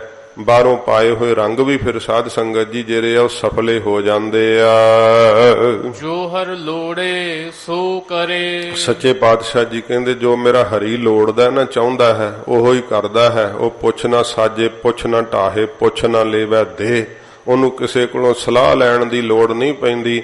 ਜਿਵੇਂ ਕੰਮ ਅਕਲ ਵਾਲੇ ਹੀ ਰਾਜੇ ਹੁੰਦੇ ਆ ਨਾ, ਵਜ਼ੀਰ ਰੱਖੇ ਹੁੰਦੇ ਆ, ਪੁੱਛਦੇ ਵਜ਼ੀਰਾਂ ਨੂੰ ਦੱਸੋ ਮੈਂ ਕੀ ਕਰਾਂ। ਮਹਾਰਾਜ ਕਹਿੰਦੇ ਭਾਈ ਵਾਹਿਗੁਰੂ ਨੂੰ ਕਿਸੇ ਕੋਲੋਂ ਸਲਾਹ ਲੈਣ ਦੀ ਲੋੜ ਨਹੀਂ ਪੈਂਦੀ। ਜੋ ਹਰ ਲੋੜੇ, ਜੋ ਮੇਰਾ ਵਾਹਿਗੁਰੂ ਲੋੜਦਾ ਨਾ, ਚਾਹੁੰਦਾ ਹੈ, ਸੋ ਕਰੇ। ਉਹੋ ਹੀ ਕਰਦਾ ਆਪਣੀ ਮਰਜ਼ੀ ਦੇ ਨਾਲ। ਸੋਈ ਜੀ ਕਰਨ, ਤੇ ਉਹਦੇ ਹੁਕਮ ਵਿੱਚ ਮਹਾਰਾਜ ਕਹਿੰਦੇ ਭਾਈ ਸੋਈ ਜੀ ਕਰਨ, ਜੋ ਚਾਹੁੰਦਾ ਹੈ, ਜੋ ਕਰਾਇਆ ਚਾਹੁੰਦਾ ਹੈ, ਉਹੋ ਹੀ ਜੀਵ ਮਹਾਰਾਜ ਕਹਿੰਦੇ ਭਾਈ ਕਰਨ ਕਰਦੇ ਹਨ। ਹੁਕਮ ਦੇ ਬੱਧੇ ਹੋਏ ਕਾਠ ਕੀ ਬੁੱਤਰੀ ਕਾਹ ਕਰੇ ਬੱਪਰੀ ਖਿਲਾਵਨ ਹਾਰੋ ਜਾਣੈ। ਜੀਵ ਉਹੋ ਹੀ ਕਰਦੇ ਜੋ ਮੇਰਾ ਵਾਹਿਗੁਰੂ ਕਰਾਉਂਦਾ ਏ। ਜੋ ਪ੍ਰਭ ਕੀਤੇ ਆਪਣੇ, ਮਹਾਰਾਜ ਕਹਿੰਦੇ ਜਿਨ੍ਹਾਂ ਨੂੰ ਮੇਰੇ ਪ੍ਰਭੂ ਨੇ, ਵਾਹਿਗੁਰੂ ਨੇ ਆਪਣੇ ਕਰ ਲਿਆ ਹੈ, ਆਪਣੇ ਬਣਾ ਲਿਆ ਹੈ, ਸੇ ਕਹੀਐ ਧੰਨ। ਉਹ ਤਾਂ ਮਹਾਰਾਜ ਕਹਿੰਦੇ ਧੰਨ ਹੀ ਕਹੇ ਜਾਂਦੇ ਆ। ਧੰਨ ਹੀ ਆ ਜਿਨ੍ਹਾਂ ਨੂੰ ਮੇਰੇ ਵਾਹਿਗੁਰੂ ਨੇ ਕਿਹਾ ਕਿ ਮੇਰੇ ਆਪਣੇ ਆ। ਸੱਚੇ ਪਾਤਸ਼ਾਹ ਜੀ ਮਹਾਰਾਜ ਜਦੋਂ ਵਿਧੀ ਚੰਦ ਜੀ ਨੂੰ ਆਖਿਆ ਹੋਊਗਾ ਕਿ ਵਿਧਿਆ ਛੀਨਾ ਗੁਰੂ ਕਾ ਸੀਨਾ, ਸੀਨਾ ਤੇ ਹੁਣ ਮਹਾਰਾਜ ਦਾ ਆਪਣਾ ਹੀ ਹੈ ਨਾ। ਫਿਰ ਸਤਿਗੁਰੂ ਜੀ ਨੇ ਜਿਨ੍ਹਾਂ ਨੂੰ ਆਪਣੇ ਹੀ ਬਣਾ ਲਿਆ ਹੈ, ਧੰਨ ਹੀ ਹੈ ਨਾ। ਫਿਰ ਵਿਧੀ ਚੰਦ ਜੀ ਵਰਗੇ ਮਹਾਨ ਸਿੱਖ ਮਹਾਰਾਜ ਸੱਚੇ ਪਾਤਸ਼ਾਹ ਜੀ ਨੇ ਜਿਨ੍ਹਾਂ ਤੇ ਮਿਹਰ ਕੀਤੀ। ਗਰੀਬ ਨਵਾਜ ਸੱਚੇ ਪਾਤਸ਼ਾਹ ਨੇ ਆਪਣੇ ਖਾਲਸੇ ਤੇ ਮਿਹਰ ਕੀਤੀ, ਗਰੀਬ ਨਵਾਜ ਨੇ। ਧੰਨ ਹੀ ਹੈ ਮਹਾਰਾਜ ਦਾ ਸਾਜਿਆ ਹੋਇਆ ਖਾਲਸਾ ਵੀ, ਕਿਉਂਕਿ ਖਾਲਸਾ ਗੁਰੂ ਰੂਪ ਮਹਾਰਾਜ ਨੇ ਸਾਥ ਦਿੱਤਾ ਹੈ। ਇਸ ਕਰਕੇ ਸੱਚੇ ਪਾਤਸ਼ਾਹ ਕਹਿੰਦੇ ਹਨ ਗੁਰੂ ਅਰਜਨ ਸਾਹਿਬ ਜੀ ਮਹਾਰਾਜ, ਜੋ ਪ੍ਰਭ ਕੀਤੇ ਆਪਣੇ, ਜਿਹੜੇ ਜਿਨ੍ਹਾਂ ਨੂੰ ਮੇਰੇ ਪ੍ਰਭੂ ਨੇ ਆਪਣੇ ਬਣਾ ਲਿਆ ਹੈ, ਉਹਨਾਂ ਦੀ ਪ੍ਰੀਤ ਦੀ ਰੀਤ ਵੇਖ ਕਰਕੇ ਮਹਾਰਾਜ ਨੇ ਕਿਹਾ ਇਹ ਮੇਰੇ ਹਨ। ਜਿਵੇਂ ਪੰਜਾਂ ਪਿਆਰਿਆਂ ਨੂੰ ਕਿਹਾ ਸੀ ਮਹਾਰਾਜ ਨੇ ਕਿ ਮੇਰੇ ਪੰਜ ਪਿਆਰੇ ਹੈ। ਸੱਚੇ ਪਾਤਸ਼ਾਹ ਜੀ ਮਹਾਰਾਜ ਵੇਖੋ ਪੰਜਾਂ ਦੇ ਉੱਤੇ ਮਿਹਰ ਕੀਤੀ ਗਰੀਬ ਨਵਾਜ ਸੱਚੇ ਪਾਤਸ਼ਾਹ ਨੇ। ਇਉਂ ਮਹਾਰਾਜ ਕਹਿੰਦੇ ਭਾਈ ਜਿਨ੍ਹਾਂ ਨੂੰ ਮੇਰੇ ਪ੍ਰਭੂ ਨੇ, ਵਾਹਿਗੁਰੂ ਨੇ ਪਿਆਰ ਵੇਖ ਕੇ, ਭਗਤੀ ਦੀ ਰੀਤ ਵੇਖ ਕੇ ਆਪਣੇ ਬਣਾ ਲਿਆ ਏ, ਸੇ ਕਹੀਐ ਧੰਨ। ਉਹ ਤਾਂ ਧੰਨ ਹੀ ਕਹੇ ਜਾਂਦੇ ਆ। ਭਗਤ ਕਬੀਰ ਜੀ ਵਰਗੇ, ਬਾਬਾ ਨਾਮਦੇਵ ਜੀ ਵਰਗੇ, ਜਿਨ੍ਹਾਂ ਦੇ ਪਿਆਰ ਦੇ ਬੱਜੇ ਮਹਾਰਾਜ ਮੰਦਰ ਹੀ ਘੁਮਾ ਦਿੰਦੇ ਆ। ਸੱਚੇ ਪਾਤਸ਼ਾਹ ਜੀ ਕਹਿੰਦੇ ਭਾਈ ਉਹ ਧੰਨ ਹੀ ਹਨ ਬਾਬਾ ਨਾਮਦੇਵ ਜੀ, ਉਹਨਾਂ ਦੀ ਕਮਾਈ ਧੰਨ ਹੈ। ਆਪਨ ਲੀਆ ਜੇ ਮਿਲੈ, ਮਹਾਰਾਜ ਕਹਿੰਦੇ ਭਾਈ ਆਪਣੇ ਯਤਨਾਂ ਦਾ, ਸਾਧਨਾ ਦਾ ਲਿਆ ਹੋਇਆ ਜੇ ਪਰਮੇਸ਼ਰ ਮਿਲ ਜਾਂਦਾ ਹੋਵੇ, ਵਿਛੜ ਕਿਉਂ ਰੋਵਨ। ਇਹ ਵਿਛੜੇ ਹੋਏ ਜੀਵ ਕਿਉਂ ਐਵੇਂ ਰੋਂਦੇ ਕਰ ਲਾਉਂਦੇ ਫਿਰਨ। ਯਤਨ ਤਾਂ ਬਥੇਰੇ ਸਾਰੇ ਕਰਦੇ ਐ, ਪਰ ਮਹਾਰਾਜ ਕਹਿੰਦੇ ਭਾਈ ਆਪਣੇ ਯਤਨਾਂ ਦਾ ਲਿਆ ਹੋਇਆ ਨਹੀਂ ਮਿਲਦਾ। ਆਪਣੇ ਸਾਧਨਾ ਦੇ ਜ਼ੋਰ ਨਾਲ ਜੇ ਕੋਈ ਮਹਾਰਾਜ ਨੂੰ ਕਹੇ ਕਿ ਮੈਂ ਇੰਨਾ ਤਪ ਕੀਤਾ ਮੈਨੂੰ ਮਿਲਣੇ ਹੀ ਚਾਹੀਦੇ ਐ, ਮਹਾਰਾਜ ਸੱਚੇ ਪਾਤਸ਼ਾਹ ਜੀ ਕਹਿੰਦੇ ਕਿ ਭਾਈ ਜ਼ੋਰ ਥੋੜਾ ਉਹਦੇ ਅੱਗੇ, ਪਰਮੇਸ਼ਰ ਦੇ ਅੱਗੇ। ਉੱਥੇ ਤਾਂ ਹੱਥ ਹੀ ਜੋੜਨੇ ਚਾਹੀਦੇ। ਮਹਾਰਾਜ ਤੁਹਾਡਾ ਤਰਸ ਹੀ ਹੈ ਨਾ, ਜਦੋਂ ਮਹਾਰਾਜ ਦਇਆ ਪਏਗੀ ਉਦੋਂ ਹੀ ਮੇਰੀ ਕਲਿਆਣ ਹੋਏਗੀ। ਸੱਚੇ ਪਾਤਸ਼ਾਹ ਦੇ ਅੱਗੇ ਤੇ ਉਹ ਬੇਨਤੀਆਂ ਹੀ ਕਰਨੀਆਂ ਬਣਦੀਆਂ ਨੇ, ਕੋਈ ਸਾਧਨਾ ਦਾ ਜ਼ੋਰ ਨਹੀਂ ਮਹਾਰਾਜ ਅੱਗੇ ਚੱਲਦਾ। ਸੱਚੇ ਪਾਤਸ਼ਾਹ ਜੀ ਕਹਿੰਦੇ ਭਾਈ ਆਪਣੇ ਸਾਧਨਾ ਦਾ ਲਿਆ ਹੋਇਆ ਜੇ ਪਰਮੇਸ਼ਰ ਮਿਲਦਾ ਹੋਵੇ ਤੇ ਵਿਛੜ ਕਿਉਂ ਰਵਨ, ਕਿਉਂ ਵਿਛੜੇ ਹੋਏ ਜੀਵ ਐਵੇਂ ਰੋਂਦੇ ਕਰਲਾਉਂਦੇ ਫਿਰਨ। ਸਾਧੂ ਸੰਗ ਪ੍ਰਾਪਤੇ। ਮਹਾਰਾਜ ਫਿਰ ਕਿਵੇਂ ਪ੍ਰਾਪਤ ਹੁੰਦਾ ਸੱਚੇ ਪਾਤਸ਼ਾਹ? ਅਸੀਂ ਤਾਂ ਇਹ ਸੋਚਦੇ ਸਾਂ ਕਿ ਸਾਧਨ ਕਰ ਲਾਂਗੇ, ਮਰਨ ਲੱਗਣ ਤੋਂ ਪਹਿਲਾਂ ਬੜੇ ਪਰਮੇਸ਼ਰ ਮਿਲ ਪਏਗਾ, ਇਹ ਕਿਹੜਾ ਕੰਮ ਹੈ? ਮਹਾਰਾਜ ਕਹਿੰਦੇ ਨਾ ਭਾਈ, ਸਾਧੂ ਸੰਗ ਪ੍ਰਾਪਤੇ, ਸਾਧੂਆਂ ਦੀ ਸੰਗਤ ਕਰਿਆ ਕਰੋ। ਮਹਾਰਾਜ ਕਹਿੰਦੇ ਹੁਣ ਤੋਂ ਹੀ ਸੰਗਤ ਕਰੋ। ਸੰਗਤ ਵਿੱਚ ਆਪਣੀ ਬਿਰਤੀ ਨੂੰ ਲਾਓਗੇ, ਪ੍ਰੇਮ ਲਾਓਗੇ ਤਾਂ ਫਿਰ ਸਾਧੂਆਂ ਦੀ ਸੰਗਤ ਵਿੱਚ ਮਹਾਰਾਜ ਕਹਿੰਦੇ ਭਾਈ ਪ੍ਰਾਪਤ ਹੋ ਜਾਂਦਾ ਹੈ। ਕਿਉਂਕਿ ਸਾਧੂਆਂ ਦੀ ਸੰਗਤ 'ਚ ਹਉਮੈ ਮਰ ਜਾਂਦੀ, ਸਾਧੂਆਂ ਦੀ ਸੰਗਤ 'ਚ ਸਾਧ ਸੰਗਤ ਜੀ ਪ੍ਰੀਤ ਪ੍ਰਾਪਤ ਹੋ ਜਾਂਦੀ ਹੈ। ਇਸ ਕਰਕੇ ਮਹਾਰਾਜ ਕਹਿੰਦੇ ਸਾਧੂ ਸੰਗ ਪ੍ਰਾਪਤੇ। ਭਾਵੇਂ ਹੈ ਤਾਂ ਇਹ ਵੀ ਸਾਧਨ ਹੀ ਹੈ ਨਾ, ਪਰ ਇਹ ਪ੍ਰਾਪਤੀ ਦਾ ਸਾਧਨ ਹੈ। ਫਿਰ ਮਹਾਰਾਜ ਦੀ ਪ੍ਰਾਪਤੀ ਕਿੱਥੋਂ ਹੈ? ਸਾਧੂਆਂ ਦੀ ਸੰਗਤ ਵਿੱਚੋਂ ਹੁੰਦੀ ਹੈ। ਮਹਾਰਾਜ ਕਹਿੰਦੇ ਇਸ ਕਰਕੇ ਭਾਈ ਸਾਧੂਆਂ ਦੀ ਸੰਗਤ ਕਰਿਆ ਕਰੋ, ਬਖਸ਼ਿਆ ਹੋਇਆਂ ਦੀ ਸੰਗਤ ਕਰਿਆ ਕਰੋ, ਨਾਮ ਰਸੀਆਂ ਦੀ ਸੰਗਤ ਕਰਿਆ ਕਰੋ। ਜਿਹੜੇ ਕਿੰਤੂ ਪਰੰਤੂ ਕਰਦੇ ਰਹਿੰਦੇ ਆ ਨਾ, ਉਹਨਾਂ ਦੀ ਸੰਗਤ ਨਾ ਫੇਸਬੁੱਕ ਤੇ ਕਰਿਆ ਕਰੋ। ਫਿਰ ਤਾਂ ਤੁਸੀਂ ਸ਼ੰਕੇ ਹੀ ਉਠਾਉਣੇ ਆ ਨਾ, ਫਿਰ ਕਿੱਥੋਂ ਪ੍ਰਭੂ ਦੀ ਪ੍ਰਾਪਤੀ ਕਰ ਲੋਗੇ? ਕਹੋ ਮਨ ਸ਼ਾਂਤ ਹੋ ਜਾਵੇ, ਨਹੀਂ ਝਾਟੀ ਉਹੋ ਜੀਆਂ ਗੱਲਾਂ ਤੇ ਬੜੀ ਛੇਤੀ ਫੈਲਦੀਆਂ ਹਨ। ਆਹ ਕਹਿਤਾ, ਉਹ ਕਹਿਤਾ, ਉਹੋ ਦੀ ਕੀ ਸੰਗਤ ਹੀ ਕਰਨ ਦੀ ਕੀ ਲੋੜ ਹੈ? ਪ੍ਰਭੂ ਦਾ ਨਾਮ ਨਹੀਂ ਉੱਥੋਂ ਲੱਭਣਾ, ਉੱਥੋਂ ਤਾਂ ਦਵੈਸ਼ ਹੀ ਲੱਭੇਗੀ, ਉੱਥੋਂ ਤਾਂ ਮਨ ਪਾਖੀ ਪਵੇਗਾ ਕਿ ਇਹਨੂੰ ਦੱਸਦੇ ਆ ਪਤਾ, ਗੁੱਸਾ ਚੜੇਗਾ ਵੇਖ ਵੇਖ ਕੇ। ਸਗੋਂ ਤੋਂ ਮਹਾਰਾਜ ਸੱਚੇ ਪਾਤਸ਼ਾਹ ਜੀ ਕਹਿੰਦੇ ਭਾਈ ਸੰਗਤ ਕਰਿਆ ਕਰੋ, ਨਾਮ ਦੀ ਮਹਿਮਾ ਕੀਰਤਨ ਦੁਆਰਾ ਸੁਣਿਆ ਕਰੋ। ਕਿੰਨੇ ਸਾਧਨ ਮੈਂ ਹੁਣ ਤਾਂ ਕਿੱਥੇ, ਜਦੋਂ ਇਹ ਸ੍ਰੀ ਅਨੰਦਪੁਰ ਸਾਹਿਬ ਦੇ ਮਤੇ ਦੀਆਂ ਮੰਗਾਂ ਰੱਖੀਆਂ ਸੀ ਨਾ, ਉਸ ਮੰਗ ਵਿੱਚ ਸੀ ਕਿ ਸ੍ਰੀ ਹਰਿਮੰਦਰ ਸਾਹਿਬ ਦਾ ਕੀਰਤਨ ਜਿਹੜਾ ਨਾ ਉਹ ਸਾਰੀ ਦੁਨੀਆ ਵਿੱਚ ਬੈਠੇ ਸਿੱਖ ਸੁਣ ਸਕਣ, ਇਹ ਪ੍ਰਬੰਧ ਕੀਤਾ ਜਾਵੇ। ਤੇ ਸਰਕਾਰ ਦੱਸੋ ਆ ਛੋਟੀ ਜੀ ਗੱਲ ਨਹੀਂ ਸੀ ਮੰਨਦੀ। ਜੇ ਅੱਜ ਦੇ ਸਮੇਂ 'ਚ ਵੇਖੀਏ ਤੇ ਇਹ ਮੰਗ ਕੋਈ ਮਹਿਣਾ ਰਖਾਉਂਦੀ ਹੈ? ਹਰਿਮੰਦਰ ਸਾਹਿਬ ਦਾ ਕੀਰਤਨ ਜਿੱਥੇ ਮਰਜੀ ਅੱਜ ਬੈਠਾ ਦੁਨੀਆ 'ਚ ਸਿੱਖ ਸੁਣ ਸਕਦਾ ਹੈ, ਤੇ ਉਦੋਂ ਵੀ ਹੋ ਸਕਦਾ ਸੀ। ਪਰ ਇੱਕ ਸਰਕਾਰ ਦੀ ਸਿਰਫ ਅੜੀ ਸੀ ਕਿ ਸਿੱਖਾਂ ਦਾ ਨੱਕ ਫੇਣਾ ਹੈ, ਸਿੱਖਾਂ ਦੀ ਆਕੜ ਭੰਨਣੀ ਹੈ। ਤੇ ਜਿਹੜੇ ਸਿੱਖ ਪਹਿਲਾਂ ਹੀ ਮਹਾਰਾਜ ਨੇ ਇੰਨੀ ਨਿਮਰਤਾ ਹਲੀਮੀ ਬਖਸ਼ੀ ਹੈ, ਉਹਨਾਂ ਨੂੰ ਸਿੱਖਾਂ ਦੀ ਆਕੜ ਦਿਸਦੀ ਸੀ। ਜਿਹੜੇ ਸਿੱਖਾਂ ਨੇ 90% ਸਿਰ ਦੇ ਕੇ ਦੇਸ਼ ਨੂੰ ਆਜ਼ਾਦ ਕੀਤਾ ਸੀਗਾ, ਅੱਜ ਉਹਨਾਂ ਸਿੱਖਾਂ ਦੀਆਂ ਇਹ ਗੱਲਾਂ ਆਕੜ ਦਿਸਦੀਆਂ ਸੀਗੀਆਂ। ਤੋ ਇਹ ਸਾਧਨ ਨੇ। ਤੋ ਕਹਿਣ ਤੋਂ ਭਾਵ ਜੇ ਸੰਗਤ ਕਰਨੀ ਹੈ ਤੇ ਅੱਜ ਹਰਿਮੰਦਰ ਸਾਹਿਬ ਦਾ ਕੀਰਤਨ ਲਾਈਵ ਜਦੋਂ ਮਰਜੀ ਤੁਸੀਂ ਸੁਣ ਸਕਦੇ ਆ। ਸ੍ਰੀ ਹਜੂਰ ਸਾਹਿਬ ਤੋਂ ਆਉਂਦੀ ਕਥਾ ਕੀਰਤਨ ਅੰਮ੍ਰਿਤ ਵੇਲੇ ਤੋਂ ਦੀਵਾਨ ਸਜਦੇ, ਅਰਦਾਸਾਂ ਹੁੰਦੀਆਂ, ਸ਼੍ਰੀ ਮੁਖਵਾਕ ਜਦੋਂ ਮਰਜੀ ਤੁਸੀਂ ਸੁਣ ਸਕਦੇ ਆ। ਕਿੱਥੇ ਬੈਠੇ ਵੀ ਇਹ ਸਾਧੂਆਂ ਦੀ ਸੰਗਤ ਹੀ ਹੈ। ਮਹਾਰਾਜ ਗੁਰੂ ਗ੍ਰੰਥ ਸਾਹਿਬ ਦੀ ਬਾਣੀ ਜਿਹੜੀ ਹੈ ਨਾ, ਇਹ ਮਨ ਨੂੰ ਸਾਧਦੀ ਹੈ। ਇਹੀ ਸੰਗਤ ਵੈ ਸਾਧ ਸੰਗਤ ਜੀ। ਤੇ ਜੇ ਘੜੀ ਪਲ ਕੀਰਤਨ ਸੁਣ ਲਿਆ ਕਿ ਹੁਣ ਲਾਓ ਗੀਤ, ਨਵੀਂ ਐਲਬਮ ਕਿਹੜੀ ਆਈ ਹੈ, ਤੇ ਉਹ ਫਿਰ ਸਾਧ ਸੰਗਤ ਜੀ ਕੀ ਸੰਗਤ ਕੀਤੀ ਹੋਈ। ਕਹਿੰਦੇ ਐ ਜੋ ਵਹਿ ਕੂਪ ਸਿੰਚਨ ਕੋ ਬਸਦਾ, ਉਠ ਬੈਲ ਗਏ ਚਰ ਬੇਲ। ਇਹ ਸੂਖਸ਼ਮ ਭਾਵ ਸਮਝਣਾ ਹੈ ਤਾਂ ਸਿੱਧਾ ਜਿਹਾ ਹੀ ਮਹਾਰਾਜ ਕਹਿੰਦੇ ਆ ਜੋ ਵਹਿ ਕੂਪ, ਜਿਉਂਦੇ ਆ ਖੂਹ, ਕੂਪ ਖੂਹ ਨੂੰ ਕਹਿੰਦੇ ਆ। ਜੋ ਵਹਿ ਕੂਪ ਕਾਦੇ ਵਾਸਤੇ? ਸਿੰਚਨ ਕੋ ਬਸਦਾ, ਧਰਤੀ ਨੂੰ ਸਿੰਚਣ ਵਾਸਤੇ। ਤੇ ਫਿਰ ਸਿੰਚਦੇ ਆ ਬਸਦਾ ਧਰਤੀ ਨੂੰ, ਤੇ ਫੁੱਲ ਪੈਦਾ ਹੁੰਦੇ ਆ, ਫਲ ਲੱਗ ਜਾਂਦੇ ਆ, ਤੇ ਬੜਾ ਜ਼ਿਆਦਾ ਸੋਹਣੀ ਫਸਲ ਹੋ ਜਾਂਦੀ ਹੈ। ਤੇ ਫਿਰ ਫਸਲ ਉਗਾ ਕੇ ਕਹੇ ਕਿ ਚਲੋ ਹੁਣ ਬਲਦ ਖੁੱਲੇ ਛੱਡ ਦਈਏ ਥੋੜਾ ਚਿਰ, ਕੀ ਹੋਊਗਾ? ਉੱਠ ਬੈਲ ਗਏ ਚਰ ਬੇਲ, ਸਾਰੀਆਂ ਵੇਲਾਂ ਨੂੰ ਬੈਲ ਚਰ ਜਾਂਦੇ ਆ ਫਿਰ। ਤੇ ਉਹ ਦੱਸੋ ਖੂਹ ਜੋਣ ਦਾ ਫਾਇਦਾ ਹੋਇਆ ਕੋਈ? ਪਾਣੀ ਲਾਉਣ ਦਾ ਲਾਭ ਹੋਇਆ ਕੋਈ? ਮਹਾਰਾਜ ਕਹਿੰਦੇ ਭਾਈ ਪਾਣੀ ਤਾਂ ਸਿੰਚਿਆ ਕਿ ਅੰਦਰ ਸਭ ਗੁਣਾ ਰੂਪੀ ਫੁੱਲ ਹੋਣ। ਕੀਰਤਨ ਸੁਣਿਆ 2 ਘੜੀਆਂ ਤੇ ਫਿਰ ਆਖਿਆ ਕਿ ਹੁਣ ਸਵੇਰੇ ਕੀਰਤਨ ਸੁਣਿਆ ਸੀ, ਹੁਣ ਤਾਂ ਦੁਪਹਿਰੇ ਕੀਰਤਨ ਕੀ ਸੁਣਨਾ, ਹੁਣ ਤਾਂ ਗੀਤ ਲਾਓ। ਉਹ ਢੋਲ ਟਮੱਕਾ, ਅੱਧ ਨੰਗੇ ਕੱਪੜੇ ਉਹੋ ਜੇ ਪਾ ਕੇ ਨੱਚਦੀਆਂ ਜਿਹੜੀਆਂ ਬੀਬੀਆਂ ਸਾਹਮਣੇ, ਤੇ ਪਰਿਵਾਰ ਬੈਠਾ ਵੇਖਦਾ ਹੈ। ਉਹ ਫਿਰ ਆਪਣੇ ਮਨ ਰੂਪੀ ਬੈਲ ਨੂੰ ਖੁੱਲਾ ਛੱਡਤਾ ਕਿ ਲੈ ਜੇ ਸਵੇਰੇ ਜਿਹੜੇ ਫੁੱਲ ਉਗਾਏ ਸੀ ਨਾ ਕੀਰਤਨ ਸੁਣ ਸੁਣ ਕੇ, ਉਹ ਤੂੰ ਖਾ ਜਾ ਹੁਣ ਸਾਰੇ। ਉਹ ਸਾਰੇ ਖਾ ਜਾਂਦਾ, ਫਿਰ ਕੋਈ ਰਸ ਨਹੀਂ ਰਹਿੰਦਾ ਸਵੇਰ ਦੇ ਕੀਰਤਨ ਸੁਣੇ ਦਾ ਹੀ। ਤੇ ਫਿਰ ਕਹਿੰਦੇ ਸਾਨੂੰ ਨਹੀਂ ਪ੍ਰਾਪਤੀ ਹੋਈ ਜੀ ਕੁਛ ਵੀ। ਫਿਰ ਨਾਸਤਕ ਪੁਣੇ ਵਾਲੀਆਂ ਗੱਲਾਂ ਕਰਦੇ ਸੁਣੇ ਜਾਂਦੇ ਆ, ਕੁਛ ਨਹੀਂ ਜੀ ਰੱਖਿਆ, ਬਥੇਰਾ ਕੀਰਤਨ ਸੁਣੀਦਾ ਸੀ, ਬਸ ਜੀ ਦੁੱਖ ਨਹੀਂ ਮਿਟੇ, ਬਿਮਾਰੀ ਨਹੀਂ ਹਟੀ। ਆਹ ਤਰੀਕਾ ਹੈ ਦੁੱਖਾਂ ਦੇ ਹਟਾਉਣ ਦਾ। ਪ੍ਰਭੂ ਦੇ ਵਿੱਚ ਦੋਸ਼ ਰੋਪਣ ਲੱਗ ਪੈਂਦੇ ਆ। ਮਹਾਰਾਜ ਕਹਿੰਦੇ ਇਉਂ ਨਹੀਂ ਪ੍ਰਾਪਤੀ ਹੁੰਦੀ, ਇਉਂ ਤਾਂ ਰੋਣਾ ਹੀ ਪੱਲੇ ਪਿਆ ਰਹਿੰਦਾ ਹੈ। ਸਾਧੂ ਸੰਗ ਪ੍ਰਾਪਤੇ। ਮਹਾਰਾਜ ਕਹਿੰਦੇ ਭਾਈ ਸਾਧੂਆਂ ਦੀ ਸੰਗਤ ਹੀ ਕਰੋ, ਮਨ ਨੂੰ ਉਧਰ ਹੀ ਲਾਈ ਰੱਖੋ, ਤੇ ਕੀਰਤਨ ਹੀ ਸੁਣੋ, ਬਾਣੀ ਸੁਣੋ, ਨਿਤਨੇਮ ਕਰੋ। ਇਹ ਮਨ ਜ਼ਰੂਰ ਆਕੀ ਹੈ, ਢੀਠ ਹੋਇਆ ਹਟਦਾ ਨਹੀਂ। ਕਹਿੰਦਾ ਹੁਣ ਕੀਰਤਨ ਸੁਣੀ ਜਾਵਾਂ, ਕੀਰਤਨ ਤੋਂ ਹਟਾ ਕੇ ਫਿਰ ਇਹਨੂੰ ਬਾਣੀ ਪੜਨ ਚ ਲਾ ਲਓ। ਜੇ ਬਾਣੀ ਪੜਦੇ ਆ ਅੱਕ ਗਿਆ, ਫਿਰ ਭਜਨ ਕਰਨ ਚ ਲਾ ਲਓ। ਭਜਨ ਕਰਨ ਤੋਂ ਵੀ ਅੱਕ ਗਿਆ, ਕਥਾ ਦੇ ਸੁਣਨ ਚ ਲਾ ਲਓ। ਕਥਾ ਦੇ ਸੁਣਨ ਤੋਂ ਵੀ ਅੱਕ ਗਿਆ, ਫਿਰ ਸੇਵਾ ਚ ਲਾ ਲਓ। ਇਉਂ ਇਹਨੂੰ ਹਟਾ ਕੇ ਲਾਓ ਵੱਖਰੇ ਵੱਖਰੇ ਸਾਧਨਾਂ ਨਾਲ। ਕੀ ਹੋਊਗਾ ਕਿ ਇੱਕ ਦਿਨ ਐਸਾ ਆਊਗਾ ਜਦੋਂ ਲੱਗ ਹੀ ਜਾਏਗਾ, ਫਿਰ ਇਹ ਸਾਧੂਆਂ ਦੀ ਸੰਗਤ ਚ ਹੀ ਲੱਗ ਜਾਏਗਾ। ਫਿਰ ਮਹਾਰਾਜ ਕਹਿੰਦੇ ਭਾਈ ਪ੍ਰਾਪਤੀ ਵੀ ਹੋ ਜਾਏਗੀ, ਇੱਥੋਂ ਹੀ ਹੋਣੀ ਹੈ, ਹੋਰ ਕੋਈ ਸਾਧਨ ਨਹੀਂ ਹੈ। ਸਾਧੂ ਸੰਗ ਪ੍ਰਾਪਤੇ। ਸਾਧੂਆਂ ਦੀ ਸੰਗਤ ਕਰਕੇ ਮੇਰੇ ਵਾਹਿਗੁਰੂ ਦੀ ਪ੍ਰਾਪਤੀ ਹੈ, ਉੱਥੋਂ ਹੀ ਪ੍ਰਾਪਤ ਹੁੰਦਾ ਹੈ, ਸਾਖਿਆਤ ਹੁੰਦਾ ਹੈ। ਨਾਨਕ ਰੰਗ ਮਾਣਨ। ਮਹਾਰਾਜ ਕਹਿੰਦੇ ਗੁਰੂ ਅਰਜਨ ਸਾਹਿਬ ਜੀ ਫਿਰ ਰੰਗ ਨੂੰ, ਆਨੰਦ ਨੂੰ ਮਾਣਦੇ ਆ ਪਿਆਰੇ। ਜਦੋਂ ਪ੍ਰਾਪਤ ਹੋ ਜਾਂਦਾ, ਜ਼ਿੰਦਗੀ ਰਸਮਈ ਹੋ ਜਾਂਦੀ ਹੈ, ਐਨ ਅੰਦਰ ਪ੍ਰਕਾਸ਼ ਹੋ ਜਾਂਦਾ, ਸੋਝੀ ਆ ਜਾਂਦੀ ਹੈ, ਜੰਮਣ ਮਰਨ ਦੇ ਟੈਂਟੇ ਸਭ ਗਲੋਂ ਲੱਥ ਜਾਂਦੇ ਆ। ਹਰ ਜੇਠ ਰੰਗੀਲਾ ਤੇ ਸੁਤਾਣੀ। ਮਹਾਰਾਜ ਕਹਿੰਦੇ ਭਾਈ ਜਿਹੜਾ ਹਰੀ ਹੈ ਨਾ, ਉਹ ਜੇਠ ਦੇ ਮਹੀਨੇ ਵਿੱਚ ਮਹਾਰਾਜ ਉਪਦੇਸ਼ ਦਿੰਦੇ ਆ, ਰੰਗ ਈਲਾ। ਉਹ ਰੰਗ ਦਾ ਈਲਾ ਘਰ ਵੈ। ਮਹਾਰਾਜ ਕਹਿੰਦੇ ਭਾਈ ਆਨੰਦ ਦਾ ਹੀ ਘਰ ਵੈ, ਸੁੱਖ ਦਾ ਹੀ ਸੋਮਾ ਹੈ। ਉਹਦੇ ਨਾਮ ਵਿੱਚ ਮਹਾਰਾਜ ਕਹਿੰਦੇ ਵਿਸਮਾਦ ਹੀ ਵਿਸਮਾਦ ਹੈ, ਆਨੰਦ ਹੀ ਆਨੰਦ ਹੈ, ਸੁੱਖ ਹੀ ਸੁੱਖ ਵੈ।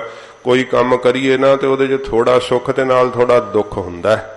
ਇੱਕ ਦਵਾਈ ਡਾਕਟਰ ਦਿੰਦੇ ਆ, ਕਹਿੰਦੇ ਆ ਇਹਦਾ ਸਾਈਡ ਇਫੈਕਟ ਵੀ ਆ ਤੇ ਫਾਇਦਾ ਇੰਨਾ ਕੁ ਕਰੂਗੀ, ਤੇ ਖਾਂਦੇ ਆ ਲੋਕ, ਕਰਦੇ ਆ, ਚਲੋ ਕੋਈ ਨਹੀਂ ਇੰਨਾ ਨੁਕਸਾਨ ਕਰਦੀ, ਫਾਇਦਾ ਥੋੜਾ ਜ਼ਿਆਦਾ, ਖਾਓ। ਪਰ ਮਹਾਰਾਜ ਕਹਿੰਦੇ ਭਾਈ ਜਿਹੜਾ ਮੇਰੇ ਵਾਹਿਗੁਰੂ ਦਾ ਨਾਮ ਹੈ, ਉਹ ਤਾਂ ਪਰਮੇਸ਼ਰ ਦਾ ਰੰਗ ਦਾ ਆਨੰਦ ਦਾ ਈਲਾ ਘਰ ਵੈ। ਉੱਥੇ ਆਨੰਦ ਹੀ ਆਨੰਦ ਹੈ, ਸੁੱਖ ਹੀ ਸੁੱਖ ਵੈ, ਵਿਸਮਾਦ ਹੀ ਵਿਸਮਾਦ ਹੈ। ਇਉਂ ਸਤਿਗੁਰੂ ਜੀ ਕਹਿੰਦੇ ਭਾਈ ਜੇਠ ਦੇ ਮਹੀਨੇ ਵਿੱਚ ਉਸ ਵਾਹਿਗੁਰੂ ਨੂੰ ਪ੍ਰਾਪਤ ਕਰ ਲਓ। ਜਿਸ ਕੈ ਭਾਗ ਮਥਨ। ਧਣੀ ਮਾਲਕ ਨੂੰ ਕਹਿੰਦੇ ਆ ਸਾਧ ਸੰਗਤ ਜੀ। ਉਹ ਮਾਲਕ ਮਹਾਰਾਜ ਸਾਹਿਬ ਜੀ ਕਹਿੰਦੇ ਭਾਈ ਰੰਗ ਦਾ ਆਨੰਦ ਦਾ ਘਰ ਵੈ। ਪ੍ਰਾਪਤ ਕਿਹਨੂੰ ਹੁੰਦਾ? ਜਿਸ ਕੈ ਭਾਗ ਮਥਨ। ਮਥਨ ਕਹਿੰਦੇ ਮੱਥੇ ਨੂੰ, ਮਸਤਕ ਦੇ ਉੱਤੇ ਜਿਹਦੇ ਭਾਗ ਸ਼ੁਭ ਪਾਏ ਨੇ ਮੇਰੇ ਵਾਹਿਗੁਰੂ ਨੇ, ਮਸਤਕ ਦੇ ਉੱਜਲ ਭਾਗ ਜਿਹਦੇ ਜਾਗ ਪੈਂਦੇ ਆ, ਉਹਨੂੰ ਇਹ ਵਾਹਿਗੁਰੂ ਦਾ ਆਨੰਦ ਪ੍ਰਾਪਤ ਹੋ ਜਾਂਦਾ ਏ। ਤੋ ਇਹ ਸਾਧ ਸੰਗਤ ਜੀ ਮਹੀਨੇ ਦਾ ਮਹਾਰਾਜ ਉਪਦੇਸ਼ ਬਖਸ਼ਿਆ ਹੈ। ਤੋ ਹੁਣ ਸਤਿਗੁਰੂ ਜੀ ਦੀ ਲੜੀਵਾਰ ਕਥਾ ਕੇਵਲ ਆਪਾਂ ਜਿਹੜੇ ਹੈ ਮਰਿਆਦਾ ਪੂਰੀ ਕਰਾਂਗੇ, ਕਿਉਂਕਿ ਸ਼ਬਦ ਇਹ ਵਿਸਥਾਰ ਵਾਲਾ ਥੋੜਾ, ਤੇ ਇਹਦੀ ਸੰਪੂਰਨਤਾ ਕੱਲ ਨੂੰ ਦੀਵਾਨ ਵਿੱਚ ਕਰਾਂਗੇ। ਕੱਲ ਗੁਰੂ ਹਰਗੋਬਿੰਦ ਸਾਹਿਬ ਜੀ ਮਹਾਰਾਜ ਦਾ ਗੁਰਿਆਈ ਗੁਰਪੁਰਬ ਵੀ ਹੈ। ਤੋ ਸੱਚੇ ਪਾਤਸ਼ਾਹ ਸ਼ਹੀਦਾਂ ਦੇ ਸਰਤਾਜ ਗੁਰੂ ਅਰਜਨ ਸਾਹਿਬ ਦਾ ਸ਼ਹੀਦੀ ਪੁਰਬ ਵੀ ਇਸ ਜੇਠ ਦੇ ਮਹੀਨੇ 'ਚ ਆਉਂਦਾ, ਜਦੋਂ ਇੰਨੀ ਸਖਤ ਗਰਮੀ ਵਿੱਚ ਹਜੂਰ ਨੇ ਯਾਸਾ ਦੀਆਂ ਸਜਾਵਾਂ ਆਪ ਦੇ ਸਰੀਰ ਤੇ ਮਹਾਰਾਜ ਸਹੀਆਂ ਸੀਗੀਆਂ। ਉਹ ਵੀ 26 ਤਰੀਕ ਦੇ ਕਰੀਬ ਮੇਰਾ ਖਿਆਲ ਹੈ ਮਹਾਰਾਜ ਦਾ ਸ਼ਹੀਦੀ ਗੁਰਪੁਰਬ ਵੀ। ਮਹਾਰਾਜ ਗੁਰਿਆਈ ਪਹਿਲਾਂ ਦੇ ਗਏ ਸੀ ਨਾ, ਕੱਲ ਨੂੰ ਸੰਖੇਪ ਜੀ ਵਿਚਾਰ ਮਹਾਰਾਜ ਦੇ ਗੁਰਿਆਈ ਪੁਰਬ ਦੇ ਸੰਬੰਧ ਵਿੱਚ ਸਰਵਣ ਕਰਾਂਗੇ। ਤੋ ਇਸ ਪਵਿੱਤਰ ਸ਼ਬਦ ਦੇ ਬਾਹਰੀ ਅਰਥ ਵੀ ਹਨ ਤੇ ਅੰਤਰੀਵ ਅਰਥ ਵੀ ਹਨ। ਤਾਂ ਹੁਣ ਕੇਵਲ ਆਪਾਂ ਬਾਹਰੀ ਅਰਥ ਹੀ ਕਰਾਂਗੇ। ਤੋ ਕੱਲ ਨੂੰ ਬਾਹਰੀ ਅਰਥ ਵੀ ਇੱਕ ਵਾਰੀ ਕਰਕੇ ਫਿਰ ਅੰਤਰੀਵ ਅਰਥ ਕਰਾਂਗੇ, ਨਾਲ ਸਮਝ ਪਵੇਗੀ। ਤੋ ਹਜੂਰ ਬਖਸ਼ਿਸ਼ ਕਰਦੇ ਹਨ। ਸ਼ਲੋਕ ਮਹੱਲਾ ਪਹਿਲਾ। ਇਹ ਸੱਚੇ ਪਾਤਸ਼ਾਹ ਮਾਝ ਦੀ ਵਾਰ ਵਿੱਚ ਉਚਾਰਨ ਕਰਦੇ। ਧੰਨ ਗੁਰੂ ਨਾਨਕ ਸਾਹਿਬ ਜੀ ਮਹਾਰਾਜ ਆਪਣੇ ਸ਼੍ਰੀ ਕੰਠ ਤੋਂ ਸ਼ਲੋਕ ਉਚਾਰਦੇ। ਗਰੀਬ ਨਵਾਜ ਜਾ ਪੱਕਾ ਤਾ ਕਟਿਆ। ਸਤਿਗੁਰੂ ਜੀ ਕਰਤਾਰਪੁਰ ਸਾਹਿਬ ਬਰਾਜ ਰਹੇ ਗਰੀਬ ਨਵਾਜ ਸੱਚੇ ਪਾਤਸ਼ਾਹ। ਸਾਧ ਸੰਗਤ ਜੀ, ਇਹ ਮਹਾਰਾਜ ਦਾ ਪਾਵਨ ਅਸਥਾਨ ਪਾਕਿਸਤਾਨ 'ਚ ਹੋਣ ਕਰਕੇ ਬਚਪਨ ਤੋਂ ਲੈ ਕਰਕੇ ਦਾਸ ਨੇ ਵੀ ਦਰਸ਼ਨ ਨਹੀਂ ਸੀ ਕੀਤੇ। ਸੁਣਦੇ ਸਾਂ ਕਰਤਾਰਪੁਰ ਸਾਹਿਬ ਸਤਿਗੁਰਾਂ ਦਾ ਵਸਾਇਆ ਹੋਇਆ ਪਵਿੱਤਰ ਨਗਰ। ਤੇ ਜਦੋਂ ਜਾ ਕਰਕੇ ਹੁਣ ਮੈਂ ਜਦੋਂ ਗਿਆ ਸਾਂ ਛੁੱਟੀ ਤੇ ਪਾਕਿਸਤਾਨ ਦੇ ਸਾਰੇ ਜੋ ਗੁਰਧਾਮ ਉਹਨਾਂ ਦੇ ਦਰਸ਼ਨ ਕੀਤੇ। ਕਰਤਾਰਪੁਰ ਸਾਹਿਬ ਦੀ ਫਿਜ਼ਾ ਬਹੁਤ ਰਮਣੀਕ ਹੈ। ਇੱਕ ਪਾਸੇ ਮਹਾਰਾਜ ਜੀ ਦੇ ਉਹ ਸਾਧ ਸੰਗਤ ਜੀ ਅਸਥਾਨ ਤੇ ਖਲੋਤਿਆਂ ਹੋਇਆਂ ਇਹ ਜਿਹੜੀ ਹੈ ਭਾਰਤ ਦੀ ਜਿਹੜੀ ਹੈ ਉਹ ਹੱਦ ਦਿਖਾਈ ਦਿੰਦੀ ਹੈ। ਭਾਵੇਂ ਕਿ ਹੁਣ ਕਹਿੰਦੇ ਆ ਇੰਗਲੈਂਡ ਦੇ ਸਿੱਖਾਂ ਨੇ ਸ਼ਾਇਦ ਸੇਵਾ ਕੀਤੀ ਹੈ ਪਾਕਿਸਤਾਨ ਗੌਰਮੈਂਟ ਨਾਲ ਜਿਹੜਾ ਹੈ ਉਹ ਮਿਲ ਕਰਕੇ, ਤੇ ਬੜਾ ਸੋਹਣਾ ਪੱਥਰ ਲੱਗਿਆ ਹੈ, 4 ਚੁਫੇਰੇ ਤੇ ਪਰਿਕਰਮਾ ਬਣ ਗਈਆਂ, ਦੂਰ ਤੱਕ ਲੰਗਰ ਹਾਲ ਬਣਿਆ ਹੈ, ਦੀਵਾਨ ਹਾਲ ਬਣਿਆ ਹੈ, ਕਮਰੇ ਬੜੇ ਸੋਹਣੇ ਸੋਹਣੇ ਵਾਸ਼ਰੂਮ ਬਣੇ ਹੈ ਤੇ ਬੜਾ ਪ੍ਰਬੰਧ ਹੈ ਕਿਉਂਕਿ ਉਹ ਲੰਘਾ ਜਿਹੜਾ ਸੀ ਉਹਦੇ ਖੁੱਲਣ ਕਰਕੇ। ਤੇ ਜਿਹੜੀ ਇੱਧਰ ਦੀ ਦਿਸ਼ਾ ਹੈ ਨਾ ਭਾਰਤ ਵੱਲ ਦੀ, ਉਧਰ ਉਹਨਾਂ ਬਿਲਡਿੰਗ ਨਹੀਂ ਕੋਈ ਬਣਾਈ ਕਿਉਂਕਿ ਉਹਨਾਂ ਇਹ ਖਿਆਲ ਰੱਖਿਆ ਕਿ ਜੇ ਅਜੇ ਵੀ ਕਿਸੇ ਨੂੰ ਜੇ ਲੰਘਾ ਵੀ ਨਹੀਂ ਆਇਆ ਜਾਂਦਾ ਤੇ ਜਦੋਂ ਦਿਨ ਸਾਫ਼ ਹੁੰਦਾ ਹੈ ਨਾ ਤੇ ਤਕਰੀਬਨ 4 ਕਿਲੋਮੀਟਰ ਦਾ ਹੀ ਸਾਰਾ ਫਾਸਲਾ ਹੈ ਤੇ ਉੱਥੋਂ ਦੂਰਬੀਨ ਨਾਲ ਮਹਾਰਾਜ ਦੇ ਸਥਾਨ ਦੇ ਸਿੱਖ ਬੜੇ ਪਿਆਰ ਨਾਲ ਦਰਸ਼ਨ ਕਰਦੇ। ਤੇ ਜਦੋਂ ਲੰਘਾ ਨਹੀਂ ਸੀ ਖੁੱਲਿਆ ਬੜੀ ਪ੍ਰੀਤ ਨਾਲ ਗੁਰਸਿੱਖ ਜਾ ਜਾ ਕੇ ਉੱਥੇ ਅਰਦਾਸਾਂ ਕਰਦੇ, ਮਹਾਰਾਜ ਦੇ ਸਥਾਨ ਦੇ ਦਰਸ਼ਨ ਕਰਦੇ ਕਿਉਂਕਿ ਜਦੋਂ ਅਜੇ ਇਹ ਵੰਡ ਨਹੀਂ ਸੀ ਨਾ ਹੋਈ ਉਦੋਂ ਕਰਤਾਰਪੁਰ ਸਾਹਿਬ ਵਿਸਾਖੀ ਦਾ ਬਹੁਤ ਭਾਰੀ ਜੋੜ ਮੇਲਾ ਲੱਗਦਾ ਹੁੰਦਾ ਸੀ। ਪੰਥ ਇਕੱਠਾ ਹੁੰਦਾ ਸੀ, ਘੋੜਿਆਂ ਦੀਆਂ ਦੌੜਾਂ ਹੁੰਦੀਆਂ ਸੀ। ਤਾਂ ਕਦੀ ਤਾਂ ਹੁਣ ਸਾਧ ਸੰਗਤ ਜੀ ਭਾਵੇਂ ਲਾਂਘਾ ਖੁੱਲਿਆ ਪਰ ਹੁਣ ਤਾਂ ਮੈਨੂੰ ਉੱਥੇ ਦੱਸਿਆ ਸਿੱਖ ਸਿੰਘਾਂ ਨੇ ਕਿ ਜਿਹੜੇ ਸਿੰਘਾਂ ਨੇ ਜਾ ਕੇ ਸੇਵਾ ਸੰਭਾਲ ਕਰਨੀ ਸ਼ੁਰੂ ਕੀਤੀ ਤਕਰੀਬਨ 91-92 ਚ ਸ਼ਾਇਦ ਜਾਂ 96 ਦੇ ਲਾਗੇ ਉੱਥੇ ਮਹਾਰਾਜ ਸਾਹਿਬ ਜੀ ਦਾ ਪ੍ਰਕਾਸ਼ ਕੀਤਾ। ਕਹਿੰਦੇ ਪਤਾ ਨਹੀਂ ਕੀ ਕਾਰਨ ਅੰਦਰਲੇ ਗੁੰਬਜ ਵਿੱਚ ਨਾ ਤੋਤੇ ਹੀ ਤੋਤੇ ਹੁੰਦੇ ਸੀ, ਇੰਨੀ ਜ਼ਿਆਦਾ ਸ਼ਾਂਤੀ ਸੀ। ਕੋਈ ਵੀ ਭਾਵੇਂ ਉੱਥੇ ਮੁਸਲਮਾਨ ਵੀ ਬਹੁਤ ਗਿਣਤੀ ਵਿੱਚ ਆਉਂਦੇ ਆ ਤੇ ਉੱਥੇ ਗੁਰੂ ਸਾਹਿਬ ਦੀ ਉਹ ਇੱਕ ਮੁਸਲਮਾਨਾਂ ਨੇ ਜਦੋਂ ਸਤਿਗੁਰੂ ਜੀ ਸੱਚਖੰਡ ਗਏ ਸੀ ਉਹਨਾਂ ਨੇ ਮਹਾਰਾਜ ਦੀ ਉਹ ਆਪਣੀ ਪੂਜਾ ਦੇ ਨਾਲ ਸਮਾਧਾ ਬਣਾਇਆ ਹੈ ਵੱਖਰਾ ਤੇ ਸਿਜਦੇ ਕਰਦੇ ਆ ਉੱਥੇ। ਤੋ ਸੱਚੇ ਪਾਤਸ਼ਾਹ ਜੀ ਦੇ ਸਥਾਨ ਤੇ ਉਹ ਕਹਿੰਦੇ ਆ ਗੁਰੂ ਬਾਬਾ ਨਾਨਕ ਐਸੇ ਪੀਰ ਹੈ ਸਕੂਨ ਮਿਲਦਾ ਹੈ ਇਧਰ ਆ ਕਰਕੇ। ਤੇ ਪੰਜਾਬੀ ਨੇ ਮੁਸਲਮਾਨ ਉਹ ਕਹਿੰਦੇ ਆ ਸਾਨੂੰ ਇੱਥੋਂ ਬੜਾ ਹੀ ਆਨੰਦ ਮਿਲਦਾ ਹੈ, ਸਾਡੇ ਪੁਰਖੇ ਇੱਥੇ ਆਉਂਦੇ ਰਹੇ ਹੈ।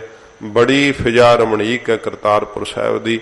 ਜਦੋਂ ਹਜੂਰ ਨੇ ਉੱਥੇ ਆਸਣ ਲਾਇਆ ਸੀ ਤੇ ਮਤਾਂਤਰਾਂ ਦੇ ਸਾਧੂ ਆਉਂਦੇ ਸੀ ਕਿਉਂਕਿ ਗੁਰੂ ਨਾਨਕ ਸਾਹਿਬ ਦੀ ਪ੍ਰਸਿੱਧੀ ਤਾਂ ਫਿਰ 4 ਕੁੰਟਾਂ 'ਚ ਫੈਲ ਗਈ ਸੀ। ਮਹਾਰਾਜ ਪ੍ਰਿਥਵੀ ਦਾ ਰਟਨ ਕੀਤਾ, ਫਿਰ ਹਜੂਰ ਨੇ ਉਦਾਸੀ ਭੇਖ ਉਤਾਰ ਕੇ ਮਹਾਰਾਜ ਉੱਥੇ ਜਿਹੜਾ ਸੀ ਗ੍ਰਸਤੀਆਂ ਵਾਲੀ ਮਹਾਰਾਜ ਰੀਤ ਚਲਾਈ, ਫਿਰ ਕਿਰਤ ਕਰਨ ਦੀ ਮਹਾਰਾਜ ਜਾਚ ਦੱਸੀ ਤੇ ਜਿੰਨੇ ਵੀ ਭੇਖਾਂ ਵਾਲੇ ਸਾਧੂ ਸੀ ਸਾਰੇ ਆਉਂਦੇ ਸੀ। ਇਹ ਸ਼ਬਦ ਮਹਾਰਾਜ ਦੇ ਕੋਲ ਨਾ ਜ਼ਿਮੀਂਦਾਰ ਆਏ ਆ ਸਾਰੇ ਖੇਤੀਬਾੜੀ ਕਰਨ ਵਾਲੇ, ਕਹਿਣ ਲੱਗੇ ਮਹਾਰਾਜ ਸਾਡਾ ਥੋੜਾ ਜਿਹਾ ਨਾ ਬੁੱਧੀ ਮੋਟੀ ਹੈ ਮਹਾਰਾਜ ਤੇ ਸਾਨੂੰ ਇਹੋ ਜਿਹਾ ਉਪਦੇਸ਼ ਦਿਓ ਸਾਡੀ ਕਿਰਤ ਮੁਤਾਬਕ ਜਿਹੜਾ ਮਹਾਰਾਜ ਸਾਨੂੰ ਸਮਝ ਪਵੇ। ਹਜੂਰ ਉਹਨਾਂ ਦੀ ਬੇਨਤੀ ਸੁਣ ਕੇ ਸਤਿਗੁਰਾਂ ਜੀ ਨੇ ਨਾ ਇਹ ਖੇਤੀ ਦੇ ਪ੍ਰਕਰਨ ਨੂੰ ਰੱਖ ਕੇ ਮਹਾਰਾਜ ਸੱਚੇ ਪਾਤਸ਼ਾਹ ਉਪਦੇਸ਼ ਦਿੱਤਾ ਹੈ। ਬਾਹਰੀ ਅਰਥ ਸਰਵਣ ਕਰਦੇ ਆ, ਅੰਤਰੀਵ ਅਰਥ ਇਹਦੇ ਕਿਉਂਕਿ ਹੈ ਹੀ ਇਹਦੇ ਅੰਤਰੀਵ ਅਰਥ ਹੈ ਜੋ ਮਹਾਰਾਜ ਸਮਝਾਉਣਾ ਹੈ ਸਤਿਗੁਰਾਂ ਜੀ ਨੇ, ਪਰ ਬਾਹਰੀ ਅਰਥਾਂ ਨਾਲ ਕਿਸਾਨਾਂ ਨੂੰ ਮਹਾਰਾਜ ਉਹ ਜਿਹੜਾ ਹੈ ਇੱਕ ਸੰਕੇਤ ਦੇ ਕਰਕੇ ਸਮਝਾਇਆ ਹੈ ਨਾ, ਤਿਵੇਂ ਅੱਜ ਸੰਕੇਤ ਹੀ ਬਾਹਰੀ ਅਰਥ ਹੀ ਸਰਵਣ ਕਰਾਂਗੇ। ਹਜੂਰ ਫਰਮਾਉਂਦੇ ਹਨ ਜਾਂ ਪੱਕਾ ਤਾਂ ਕੱਟਿਆ। ਮਹਾਰਾਜ ਕਹਿੰਦੇ ਜਦੋਂ ਪੱਕਾ ਪੱਕ ਗਿਆ, ਜਿਵੇਂ ਕਣਕ ਦੀ ਖੇਤੀ ਹੁੰਦੀ ਹੈ ਨਾ, ਖੇਤ ਮਹਾਰਾਜ ਕਹਿੰਦੇ ਜਦੋਂ ਪੱਕ ਜਾਂਦਾ ਹੈ ਉਦੋਂ ਜ਼ਿਮੀਂਦਾਰੋ ਕੀ ਕਰੀਦਾ ਹੈ, ਜਾਂ ਪੱਕਾ ਤਾਂ ਕੱਟਿਆ। ਉਦੋਂ ਫਿਰ ਜਿਹੜੇ ਲਾਵੇ ਹੁੰਦੇ ਆ ਉਹ ਵਾਢੇ ਹੁੰਦੇ ਜਿੱਦਾਂ ਕਹਿ ਦਿੰਦੇ ਆ, ਤੇ ਵੱਖਰੇ ਵੱਖਰੇ ਦੇਸ਼ਾਂ ਦੀ ਬੋਲੀ ਵਿੱਚ ਫਰਕ ਹੁੰਦਾ ਹੈ। ਉਹ ਫਿਰ ਸਾਧ ਸੰਗਤ ਜੀ ਆ ਕਰਕੇ ਕੀ ਕਰਦੇ ਆ ਕਿ ਖੇਤ ਨੂੰ ਜਾਂ ਪੱਕਾ ਤਾਂ ਕੱਟਿਆ, ਉਦੋਂ ਫਿਰ ਕੱਟ ਲੈਂਦੇ ਆ। ਰਹੀ ਸੋ ਪੱਲਰ ਵਾੜ, ਤੇ ਜਦੋਂ ਖੇਤ ਸਾਰਾ ਹੀ ਕੱਟ ਲਿਆ, ਫਲ ਵਿੱਚੋਂ ਕੱਟ ਲਿਆ ਤੇ ਰਹੀ ਸੋ ਪੱਲਰ ਵਾੜ, ਪੱਲਰ ਖਾਲੀ ਜਿਹੜੀ ਹੈ ਫਿਰ ਵਾੜ ਹੀ ਰਹਿ ਜਾਂਦੀ ਹੈ। ਪਹਿਲੋਂ ਵਾੜ ਕੀਤੀ ਹੁੰਦੀ ਨਾ ਖੇਤ ਦੁਆਲੇ ਕਿ ਕੋਈ ਜਾਨਵਰ ਨਾ ਮਿੱਧ ਦੇ, ਕੋਈ ਐਵੇਂ ਵਿੱਚ ਨਾ ਪਸ਼ੂ ਆ ਬੜੇ। ਤੇ ਉਹ ਮਹਾਰਾਜ ਕਹਿੰਦੇ ਜਦੋਂ ਵਿੱਚੋਂ ਭਾਈ ਖੇਤ ਸਾਰਾ ਕੱਟ ਲਿਆ ਤੇ ਰਹੀ ਸੋ ਪੱਲਰ ਵਾੜ ਖਾਲੀ। ਫਿਰ ਵਾੜ ਹੀ ਮਹਾਰਾਜ ਕਹਿੰਦੇ ਭਾਈ ਬਾਹਰ ਕੀਤੀ ਹੋਈ ਰਹਿ ਜਾਂਦੀ ਆ। ਸਣ ਕੀ ਸਾਰਾ ਚਿੱਥਿਆ। ਫਿਰ ਮਹਾਰਾਜ ਕਹਿੰਦੇ ਜਿਹੜੇ ਕਸੀਰਾ ਜਿਹੜੇ ਹੁੰਦੇ ਆ ਨਾ, ਉਹ ਛਿੱਟੇ ਜਿਹੜੇ ਹੁੰਦੇ ਆ ਉਹਨਾਂ ਨੂੰ ਦੇਸ਼ ਬੋਲੀ ਵਿੱਚ ਜਿਹੜੇ ਆ ਕਸੀਰੇ ਕਿਹਾ ਜਾਂਦਾ ਹੈ। ਸਣ ਕੀ ਫਿਰ ਪੜੋ ਪੰਕਤੀ। ਸਣ ਕੀ ਸਾਰਾ ਚਿੱਥਿਆ। ਜਿਹੜਾ ਫਿਰ ਇਹ ਸਾਧ ਸੰਗਤ ਜੀ ਸਮੇਤ ਛਿੱਟਿਆਂ ਦੇ ਕਸੀਰਿਆਂ ਦੇ ਜਿਹੜਾ ਹੈ ਚਿੱਥਿਆ, ਇਹਨੂੰ ਗਾਹਿਆ ਜਾਂਦਾ ਹੈ। ਹੁਣ ਤਾਂ ਮਸ਼ੀਨੀ ਯੁੱਗ ਹੈ ਨਾ, ਪਹਿਲੋਂ ਕੀ ਹੈ ਘਰਾਂ ਵਿੱਚ ਲਿਆ ਕੇ ਜਾਂ ਖੇਤਾਂ ਵਿੱਚ ਹੀ ਖਲਹਾਨ ਪਾਇਆ ਜਾਂਦਾ ਸੀ, ਉਹ ਪਸ਼ੂ ਉੱਤੇ ਫੇਰੇ ਜਾਂਦੇ ਸੀ ਤੇ ਪਸ਼ੂਆਂ ਦੇ ਪੈਰਾਂ ਦੇ ਨਾਲ ਫਿਰ ਨਾ ਉਹ ਦਾਣੇ ਵੱਖ ਹੁੰਦੇ ਸੀਗੇ। ਮਹਾਰਾਜ ਕਹਿੰਦੇ ਸਣ ਕੀ ਸਾਰਾ ਚਿੱਥਿਆ, ਜਿਹੜਾ ਹੈ ਫਿਰ ਇਹ ਚਿੱਥਿਆ ਭਾਵ ਗਾਇਆ ਜਾਂਦਾ ਹੈ, ਉਹਨਾਂ ਦੇ ਪੈਰਾਂ ਦੇ ਥੱਲੇ ਉਹ ਮਿਦਲਿਆ ਜਾਂਦਾ ਹੈ ਤੇ ਫਿਰ ਉਹ ਬਲਦ ਉੱਤੇ ਫੇਰਦੇ ਆ। ਸਣ ਸਮੇਤ ਮਹਾਰਾਜ ਕਹਿੰਦੇ ਕਸੀਰਿਆਂ ਦੇ ਭਾਈ ਉਹ ਸਾਰਾ ਨਾੜ ਆਦਿਕ ਸਿੱਟਿਆਂ ਦੇ ਆਦਿਕ ਉਹਨੂੰ ਗਾਇਆ ਜਾਂਦਾ ਏ। ਕਣ ਲਿਆ ਤਨ ਝਾੜ। ਤੇ ਜਿਹੜਾ ਨਾੜ ਹੁੰਦਾ ਨਾ, ਉਹ ਜਿਹੜੀ ਪਾਈਪ ਜੀ ਬਣ ਜਾਂਦੀ ਹੈ ਨਾ, ਉਹਨੂੰ ਨਾੜ ਕਹਿੰਦੇ ਆ ਪੰਜਾਬ ਦੇਸ਼ ਦੀ ਬੋਲੀ ਵਿੱਚ। ਤੇ ਸਣ ਕੀ ਫਿਰ ਪੜੋ ਪੰਕਤੀ। ਸਣ ਕੀ ਸਾਰਾ ਚਿੱਥਿਆ। ਉਹ ਮਹਾਰਾਜ ਕਹਿੰਦੇ ਭਾਈ ਜਦੋਂ ਇਉਂ ਸਣ ਦੇ ਸਮੇਤ ਉਹ ਛਿੱਟਿਆਂ ਦੇ ਸਮੇਤ ਉਹਨੂੰ ਚਿੱਥਿਆ ਜਾਂਦਾ, ਗਾਹਿਆ ਜਾਂਦਾ ਏ। ਕਣ ਲਿਆ ਤਨ ਝਾੜ। ਜਿਹੜਾ ਕਣ ਹੁੰਦਾ ਨਾ ਵਿੱਚੋਂ ਦਾਣੇ, ਉਹ ਮਹਾਰਾਜ ਕਹਿੰਦੇ ਭਾਈ ਨਾੜ ਰੂਪੀ ਤਨ ਨੂੰ ਝਾੜ ਕੇ ਵਿੱਚੋਂ ਕੱਢ ਲਏ ਜਾਂਦੇ ਆ। ਫਿਰ ਉਤੋਂ ਜਿਹੜਾ ਉਹ ਫੋਕ ਹੁੰਦਾ ਨਾ, ਉਹਨੂੰ ਝਾੜ ਲਿਆ ਜਾਂਦਾ ਹੈ, ਵੱਖ ਕਰ ਲਿਆ ਜਾਂਦਾ ਹੈ। ਤੂੜੀ ਜਿਵੇਂ ਹੋ ਜਾਂਦੀ, ਅੱਜ ਮਸ਼ੀਨਾਂ ਤੂੜੀ ਵੱਖ ਕੱਢ ਦਿੰਦੀਆਂ ਹਨ। ਤੇ ਇੱਥੇ ਪਤਾ ਨਹੀਂ ਹੁਣ ਕਿਹੜੀ ਪੰਜਾਬ ਵਿੱਚ ਤੂੜੀ ਭਾਸ਼ਾ ਵਰਤਦੇ ਆ, ਤੇ ਉਹ ਨਾੜ ਵਰਤਦੇ ਆ। ਉਹ ਜਿਹੜੀ ਪਾਈਪ ਜੀ ਹੁੰਦੀ ਜਿਹਦੇ ਉੱਤੇ ਛਿੱਟਾ ਲੱਗਦਾ ਜਾ ਕਰਕੇ, ਜਿਵੇਂ ਰੁੱਖ ਵਾ ਨਾ, ਇਵੇਂ ਕਣਕ ਦੇ ਉਹ ਜਿਹੜੇ ਆ ਉਹਨੂੰ ਨਾੜ ਕਹਿੰਦੇ ਆ। ਤੇ ਮਹਾਰਾਜ ਕਹਿੰਦੇ ਕਣ ਲਿਆ ਤਨ ਝਾੜ, ਉਹ ਨਾੜ ਰੂਪੀ ਤਨ ਨੂੰ ਝਾੜ ਕਰਕੇ ਵਿੱਚੋਂ ਦਾਣੇ ਜਿਹੜੇ ਆ ਕਣ ਉਹ ਕੱਢ ਲਏ ਜਾਂਦੇ ਆ। ਦੋਏ ਪੁੜ ਚੱਕੀ ਜੋੜ ਕੇ। ਫਿਰ ਕੀ ਹੁੰਦਾ, ਦੋ ਪੁੜ ਹੁੰਦੇ ਆ ਚੱਕੀ ਦੇ, ਉਹਨਾਂ ਨੂੰ ਜਿਹੜਾ ਹੈ ਨਾ ਵੱਖ-ਵੱਖ ਰੱਖਿਆ ਜਾਂਦਾ ਹੈ। ਤੇ ਕਿਉਂਕਿ ਉਹਨੂੰ ਜੋੜ ਕੇ ਨਹੀਂ ਹਰ ਸਮੇਂ ਰੱਖਦੇ, ਉਦੋਂ ਹੀ ਜੋੜਨਾ ਹੁੰਦਾ ਜਦੋਂ ਪੀਣਾ ਹੁੰਦਾ ਹੈ। ਮਹਾਰਾਜ ਕਹਿੰਦੇ ਦੋਵੇਂ ਚੱਕੀ ਦੇ ਜਿਹੜੇ ਪੁੜ ਵਾ ਫਿਰ ਉਹਨਾਂ ਨੂੰ ਜੋੜ ਕਰਕੇ ਪੀਸਣ ਆਏ ਬੈਠ।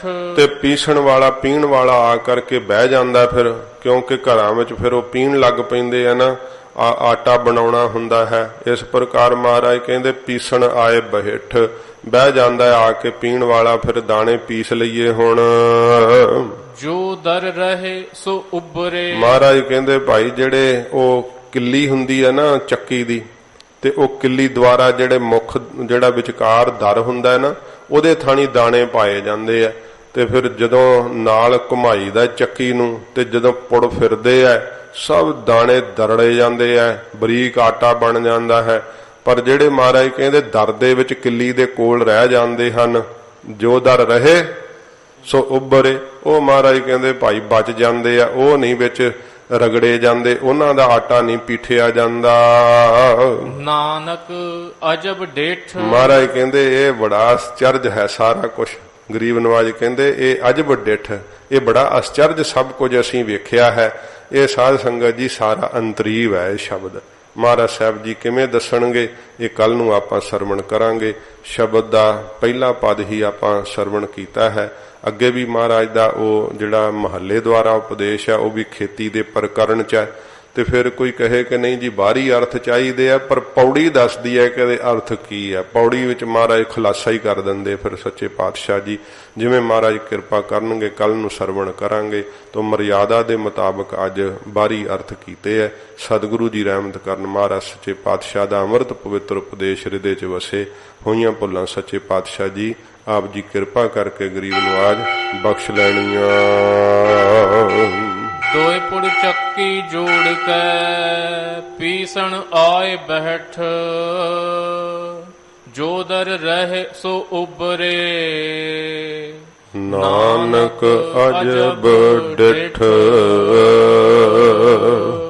ਵਾਹਿਗੁਰੂ ਜੀ ਕਾ ਖਾਲਸਾ, ਵਾਹਿਗੁਰੂ ਜੀ ਕੀ ਫਤਿਹ। ਹੇ ਅਚੁੱਤ ਹੈ ਪਾਰ ਬ੍ਰਹਮ, ਅਬਿਨਾਸੀ ਅਗਨਾ।